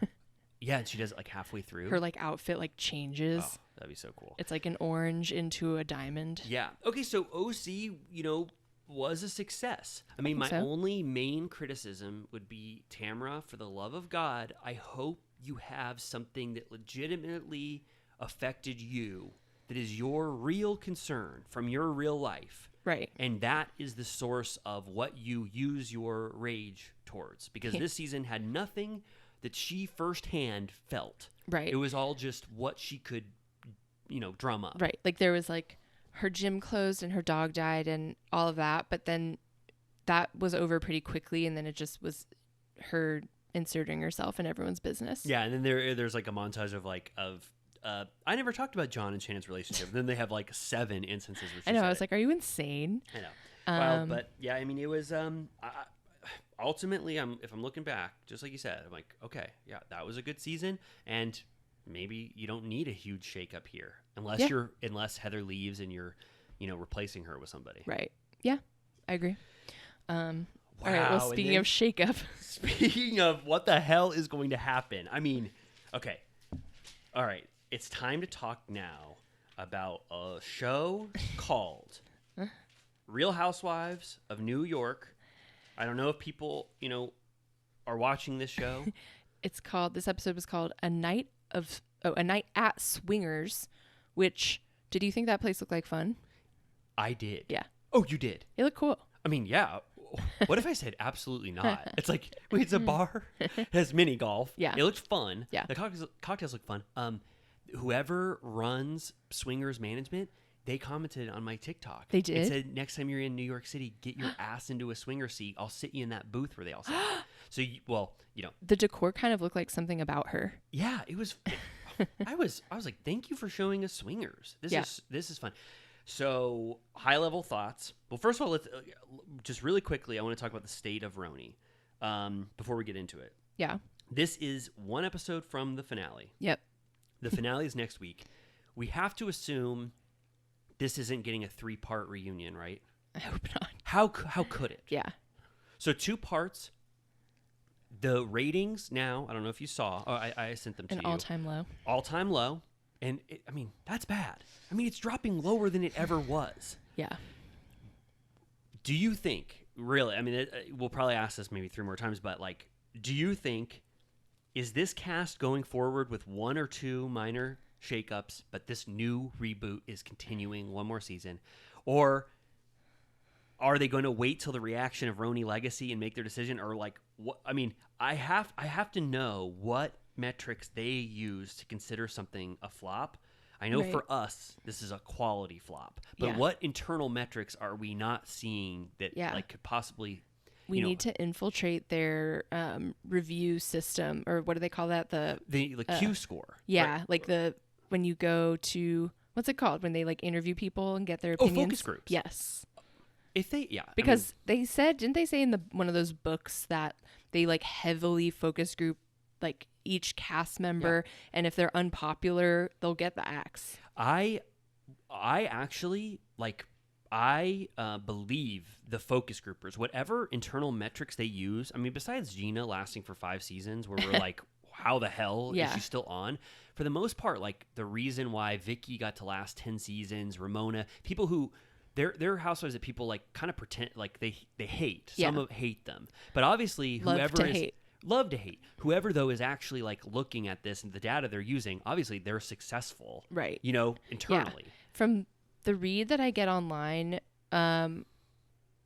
it feels like people hate Sai, but they don't. The vibe I'm getting is not that they love to hate her; it's that she's annoying to watch. Right. And I know you think that she isn't any worse than anyone else as far as. How do you feel? She's starting to really piss me off. More than Aaron? They both suck. Right. And don't let Brynn escape scrutiny either, right? Well, we finally got to see her apartment. Okay. Did you get your eyes on those books? All 11 books? I did. Yep, and I counted them too. Wait, just quickly, do you think, if you had to flip the coin, do you think, is it drastic shakeup where RHONY gets back in, or is it continue this and let them have one more season and maybe Sai gets the boot and Uba gets the boot? Yeah, I think a small shakeup. You do? So this RHONY is going to continue. I think Andy seems to love it. I think they made such a bold play that they have to see it through just to save face. See it through, and that means one more season of this? Have they said who's in the Dubai cast season 2? I don't know. Because to me, I don't know. I guess because that was a brand new season, it didn't feel as big of a deal as like the RHONY shakeup. Mm-hmm. Oh my God. There's a major helicopter alert right on top of our heads. It's Andy coming for us. We're talking please, shit. No, we do think it's a fresh show. refreshing. Dubai to me was like very underwhelming. Right. But I don't think anyone really cared because it was like the first season of it, period. Whereas with this, it's like New York has a legacy or whatever. But I'm curious if they're going to bring back Dubai the same. Yeah. Or shake it up. Okay, so that would be so looking to that as the guiding light. If they continued on with most of the same cast, they'd probably do that with RHONY. Yeah. Okay. Well, in this episode, I really thought there's only one powerful thing to talk about. But overall, I was like, why? Okay, so we saw Brynn's apartment for the first time. This is episode 13. Yeah. Why did it take this long to see Brynn at home? Right. Well, there was all that bullshit about her building not letting her film there or whatever. But we are so used to now people filming themselves in their homes. If you can't get camera crew in there. Your iPhone 15 or whatever would look great. You could just film yourself. Right. But did you... like, I don't want to be too mean about the books, but I was definitely stunned I as couldn't hell. tell what the fuck they were. So they were the something boat of living verses, little journeys, the poetical works of Robert Browning. May you like it. Well, first of all, so they're books that, you know, no one's at, like. My brain was like, not as you like it. Right. But okay. So I guess That she was does her have collection. She does have rare books. Did it look like the collector So of rare, 5? I've never heard of them. So they're very rare. There's 11 of them. They were just on her. Was that Mantle? her dresser or her? Oh, no, sorry. Where Was it a mantle? Yeah, her. Okay, her Fireplace? mantle. But it didn't. To me, it wasn't giving so rare book collector. Did it? To It was you? giving scrambled to buy as many as she could before the show Okay, aired. so I'm not out on a limb saying that looked a little haphazard. It was a unimpressive amount of books. Right, And they looked, were not books that it seemed like she would read. They were giving decorative. Yes, and also if she's a rare book collector and like there's some sort of value to these books, these aren't not being treated well, right? I don't know. It's just it was funny that after that episode and all, you know, all we talked about, it's like, whoa, okay, maybe she does have some of these books. Yeah. Yeah. Did anything even happen? I mean, No, yeah, whatever. yeah. So this episode, so they showed a lot of scenes with their family, which I thought were too little, too late. This is the penultimate episode. We see Sai's relationship with her aunt, which was sort of a sweet scene. She gifts her her mom's artwork, which I was like, okay, that was nice. Jenna goes and takes her son to get glasses. It's like, okay. Uba finally goes outside of the house, and we see what she's doing with her business. Oh, yeah. But I was like, hot sauce clap. But it was like these scenes were pulled from different times in the season, and then they put them all in one episode to like really quickly give us a quick flash of like what we've been wanting this whole time, which is them outside of this cloistered bubble with each other. Like, and in full honesty, none of these scenes were that engaging, even though this is technically what I would have wanted, but none of these scenes landed very well. Like Monica's scene with her mom in that retirement community was like a 10 out of 10. Right. No, Jenna getting glasses with her son was boring as hell. Yeah. I mean, I was curious to see how much she spent because those were not cheap. Yeah, but why do you think they shoved all of these scenes finally outside of their group, like last minute in the penultimate episode? Like, do you think that they were just like, let's really quickly give you or you think it was like a note at some point in the editing that there's like, we don't know anything about them outside of the maybe group? I know. I feel like the Sai and her aunt could have been sooner but at the same time, like, she was like, her aunt was emotional, but she didn't really get emotional. Yeah. And I don't know. It looked like her mom's art was cool though. Yeah, that mom's art was cool. But then the real, you know, power of this episode is they all go to swingers, minus Brynn and Jenna, which, you know, obviously we wish they would have been there. I think that would have like changed the dynamic a little bit, because the dynamic we saw was Sai and Aaron have not stopped treating Jessel the worst you could ever treat someone, and they want to continue it. Yeah. They're like both building each other up as if Jessel is the worst person they've ever seen in their life, and they can't stop just talking shit about her. Yeah. Like, completely. And Jessel has done nothing wrong. Right. Yeah. I mean, I also, they're like, Sai and Aaron are like fiends, and I actually like hate their fucking husbands too. I know. And I think like the whole lot of them are fucking whack. Yeah. And they're like vultures, and all they talk about is like Abe got a BJ today, and I'm just like, congrats, like you guys are losers. Like I hate you. Me too. And Sai's husband really showed his true colors. He was like, he said so much dumb shit. I don't even remember, but he was like, when Abe's like, "Are you gonna eat food with me?" He goes, "What, is my wife over here with me? Because my wife's the one who tells me when to eat." I was like, "Damn, okay, you did good before when you only said one word. I don't want to know more about you at all." Oh my god, what he says to fucking Uba, where he's like, "You're a spectacularly gorgeous woman. You're confident. You're smart. You're a businesswoman. Why aren't you in a relationship?" I was like, "Cause men like you are fucking clowns, and I'd rather be alone than ever like I'd rather date someone completely. like your ass." Yeah, and then Pavitt, the only one with merit who's fun and cool, they're like all secretly talking shit behind his back about how much he has sex and what he goes to Vietnam for, and then they're all like, bro, let's go play golf together. I know. Okay, I'm gonna say something. So I'm kind of obsessed with earning my Delta medallion status. Like I need to spend more money on my credit card by the end of the year to get MQMs, my Delta cuties out there. You know what I'm talking about, because their system is changing in 2024. So this year is the last time I can earn it in the way I've historically earned it. And I need to spend more money on my Amex. And I also potentially need to like go on one more trip this year to earn it, because then all of next year I'm platinum medallion, which is like the one under diamond, which means you get all these upgrades, you get like free shit, it just makes traveling so much better, like just fucking undeniably better. Okay. So I'm pro playing the game to that degree. Like I would fucking do that. Me too. I don't know why. I do know why they're putting this under so much scrutiny, because they have nothing else to talk about and they think this is entertaining.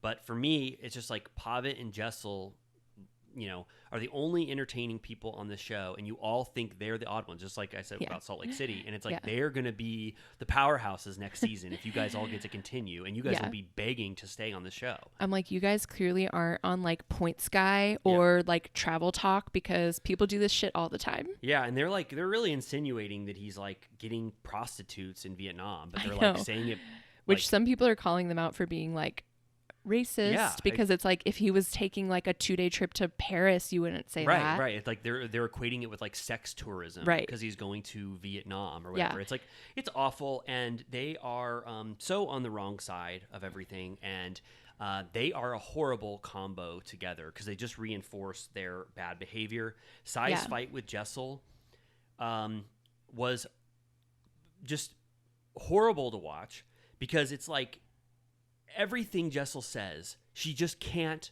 win. Sai's like, you never make sense when you talk. I never know one thing you say, and you always lie to me. And also, I don't really care what you say. It's like, which is it? Right. You criticize her constantly. Then when she says something, you scrutinize it. Then you're talking shit behind her back. She's so like grating. Yeah. Like it's like so hard to listen to. And like, to bring in the whole like far-fetched idea that she was lying because she said that he had booked the flight this week, but now it's like TBD. I'm like, did that really like break your heart that like that detail was wrong? And then they're like, I understand, like, so like Jenna even kind of agreed that she was like, obviously like having an alcoholic mom is different than an uncle or whatever. I don't agree with that. Okay. Yeah. It's just like, I mean, why? Why? Well, it's like, you don't like know their closeness or like whatever. First of all, also that man died. Why did Sai, I know why. Why does Sai think it is good? Why does Aaron think it's good to talk about the difference in relations between who died of alcohol in your family? It's just not something that anyone should ever be talking about, especially when we just watched a scene where she hung out with her aunt and said, I love you like a mother. Do aunts, I say aunt, but do aunts not, I switched. I said aunt earlier and then I switched. Do aunts not mean anything to you, or do they? It's just, what the hell is happening? And they are bullying Jessel completely, even though they think that this is the way that the audience is going to be rallying behind them. I hope that Andy reps Jessel in the reunion. I mean, he'll have to. There's no other way to look at these scenes. There's no one on Sai and Aaron's side for this. Yeah, and then Sai, like you said, says, I don't care again. Right. And I'm like, all right, well then you need to quit the show, because I can't take it anymore. I can't take you saying you don't care about something and then being so emphatic and talking about it and scrutinizing everything and call Jessel out and not expect her to rebut it. Yeah. Also, I have to say, Aaron saying that she agrees with Sai that there's a difference between a mother and uncle, and saying everyone has a drunk cousin and a drunk uncle. That was so rude. Is horrific. Yeah. And I know she thinks that came off as silly, because everything she thinks she says is coming off one way and it comes off awful. But that was like egregiously bad. Yeah, that was Everyone offensive. has a drunk uncle that you just, they die all around you. And what, like, don't you get to choose how much a family member means to you in your life? Yeah, like It's not- she lived with him.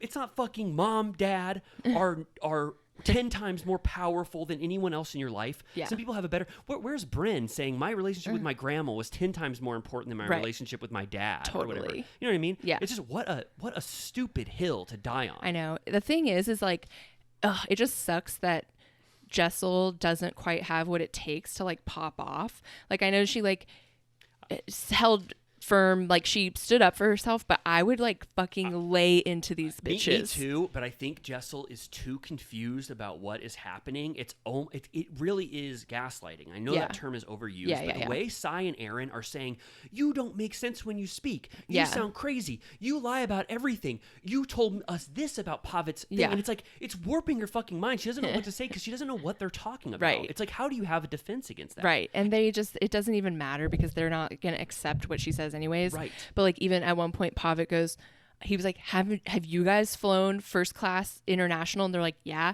And I'm like, you have to explain the difference between a $15,000 like Emirates flight is different than taking like a Delta flight to Europe. But he doesn't have to explain it. I know he doesn't, but I would. I'd be like, I'm talking private bedroom, caviar. Like, I mean, Jessel is getting to the point, and the episode ends. I thought it was a great ending. I thought this was the best episode because it's because Jessel is starting to learn that this is not right and I'm not wrong and I need to push back about this. And I felt like she actually pushed back against Sai. Sai is just so much, meaner about everything that it's hard to like fight with someone who's like willing to go that low and tell you you're crazy and all that shit. But I thought Jessel actually voiced herself. And then at the end, when she like finally is just taking it all in and realizing that at this point she's like, it's past, what does she say? It's past even being just mean. At this point, it's like targeted. Yeah. I don't know. But then it sucks because like the people that she has to vent to are like Brynn and Jenna who like give nothing. And Jenna, I feel like has the wrong read. When she's just like, mother means different than uncle. I was like, okay, fine. Like I totally disagreed with that when they were saying it before, but then when Jenna said it, then I questioned myself because like she has a fucked up situation with her mom where I was like, maybe like if like she would have found that, like I don't know. I was like, why can't someone choose who sure, died to them? I agree with you. Yeah, and then Brynn is like, you need to stand up for yourself, Jessel. Like you really. And first of all, you didn't see what happened. I thought Jessel pushed back enough. Yeah. And also, Jessel doesn't need advice from Brynn. Brynn, you are not killing it in every scene. You are not someone that Jessel needs to take advice from at this point. So you're right. She has these confidants that aren't giving her anything. Like, she can't rely on anyone. It's like she's isolated completely on this show. Because like Brynn will then go talk to Aaron and like not stick up for her on the other side. Like she's totally fucked. And she's telling, and then after they have this post swingers party where Jessel is relaying all this information, and Brynn is telling her this is all the shit they talked about Pavit after. Yeah. They said he doesn't wear his wedding ring. They said his speech to you wasn't articulate enough. He was like drunk as hell. And when the hell would you have to give a eloquent, beautiful, articulate speech about how much you love your wife at a mini golf course when you're just having fun? Yeah, that was awful. Yeah. And then I did like that they played their cards right when Pavit says that Sai is bipolar. They were like, whoa, whoa, whoa, whoa, whoa. I took it as the old way we would have said bipolar in like high school before you talk about clinical diagnosis, where it's just people saying they're different.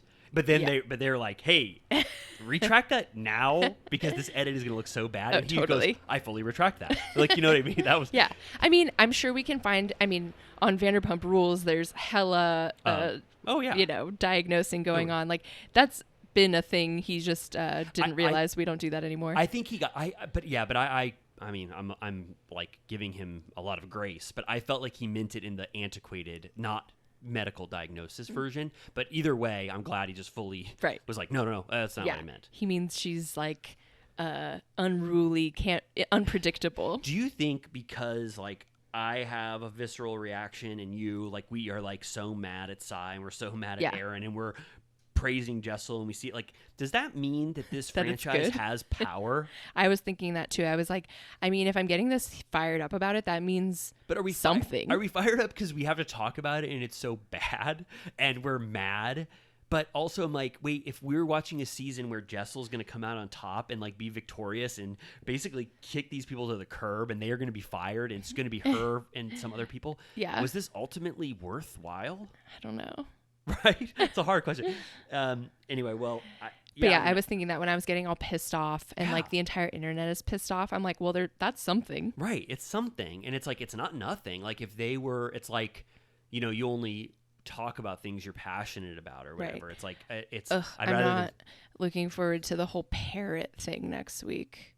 Oh, is Erin going to bring up that she was called a parrot? She like dresses like a parrot at the costume party. But when she heard that, and when Jessel eloquently and accurately called Erin a pet parrot, she didn't say shit. She just laughed with No, Uba. She had to like plot it afterwards and be like, that'll be our thing. She's going to dress like a parrot? Yeah.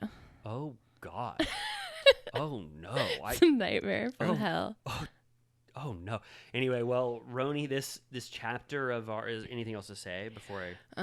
I don't think so. I did think it was sweet though when Jessel was like, I don't need to defend myself. That guy right there is my best friend. Yeah. And I was like, all right, that's sweet. If you haven't watched RHONY, but you listen to Amy and I talk about RHONY, you know, I don't know who does that, but if you do, it might be worth dipping into that Jessel swinger scene, Yeah. just isolated on its own, and just know that Sai and Erin are bullying Jessel, treating her like shit all season. Don't you watch- just feel like I get the vibe that I'm like, Abe is like a cheater, and I feel like either of their husbands might go to jail. Yeah, I mean, Like it feels like they're like skis bags. yeah, I mean, well, you know, did you read that Sai's like they don't know when her marriage started with her husband, that Right. she worked at the bar at his bar, and he might have gotten her pregnant, and then they Yeah. I mean, it's like Do you think Andy will bring that up? possibly, I don't know, unless she can just The like thing is, I want them to be like tarred and feathered. Like I want them to have to like go through the fucking gauntlet, and I want them to have to like cry and apologize and feel like shit Yeah. for being such bitches. Me too. Can I'll give one positive thing to say about Sai. Sai, I know that was probably hard to listen to when you're pulling up Turtle Time and we talked about you like this, but thank you so much for eating before going to Swingers. Even though Swingers clearly had food, Yeah. she decided to finally eat before so she couldn't complain about being hungry. Regulate that blood sugar, honey. Yeah, that was nice. Do we didn't talk about this, but do we have a certified stinker this week? Because Can we just make it Sai? Sure. Sai, okay. And then now that one positive thing, but you're the certified stinker this week, right? Yeah. She earned it, right? I've had enough. Okay. So Sai, as typical with the certified stinker award, you have 2 days to respond and give us proof that you're not a stinker. And if you don't respond in 2 days, you're a stinker for 7 full days. Ouch. And you do not want to be a stinker for 7 days. Okay, well, unfortunately, even though we tried to make this one of our quickest episodes in the world, we are bordering on one of our longest, or in the range of one of our longest. We can't be stopped. Yeah, I think it's just, we're talking about so many shows, and I got so fired up talking about Salt Lake City. The Blob and Minute. The Blob Minute. Oh, okay. All right, well, if you love Amy and I and you listen to us talk, but for some reason you don't want to be one of our wonderful, cherished Villa Rosa VIPs, we have a Patreon, and Amy and I talk about Vanderpump Rules. Every week, Yep. we are dissecting and starting Vanderpump Rules from the very first episode. We're on season 3, episode 5. Yes. And For the price of a fish fillet, you For the can get an extra hour per week. So for a month. for the price of a fish fillet, I never thought about it like that. And we talk about stuff like the Blob, Frankenstein's monster, but also mostly Vanderpump Rules from the very start. So That's right. anyway, if you like us and you need even more, go to our Patreon. But then everything else, I mean, thank you so much for being a little turtle cutie. And I guess we'll see you next week. Yeah. Sounds Okay. good. All right. Well, Amy and I love you more than anyone has ever loved anyone. Please sleep tight, and we'll see you in 1 week. Bye.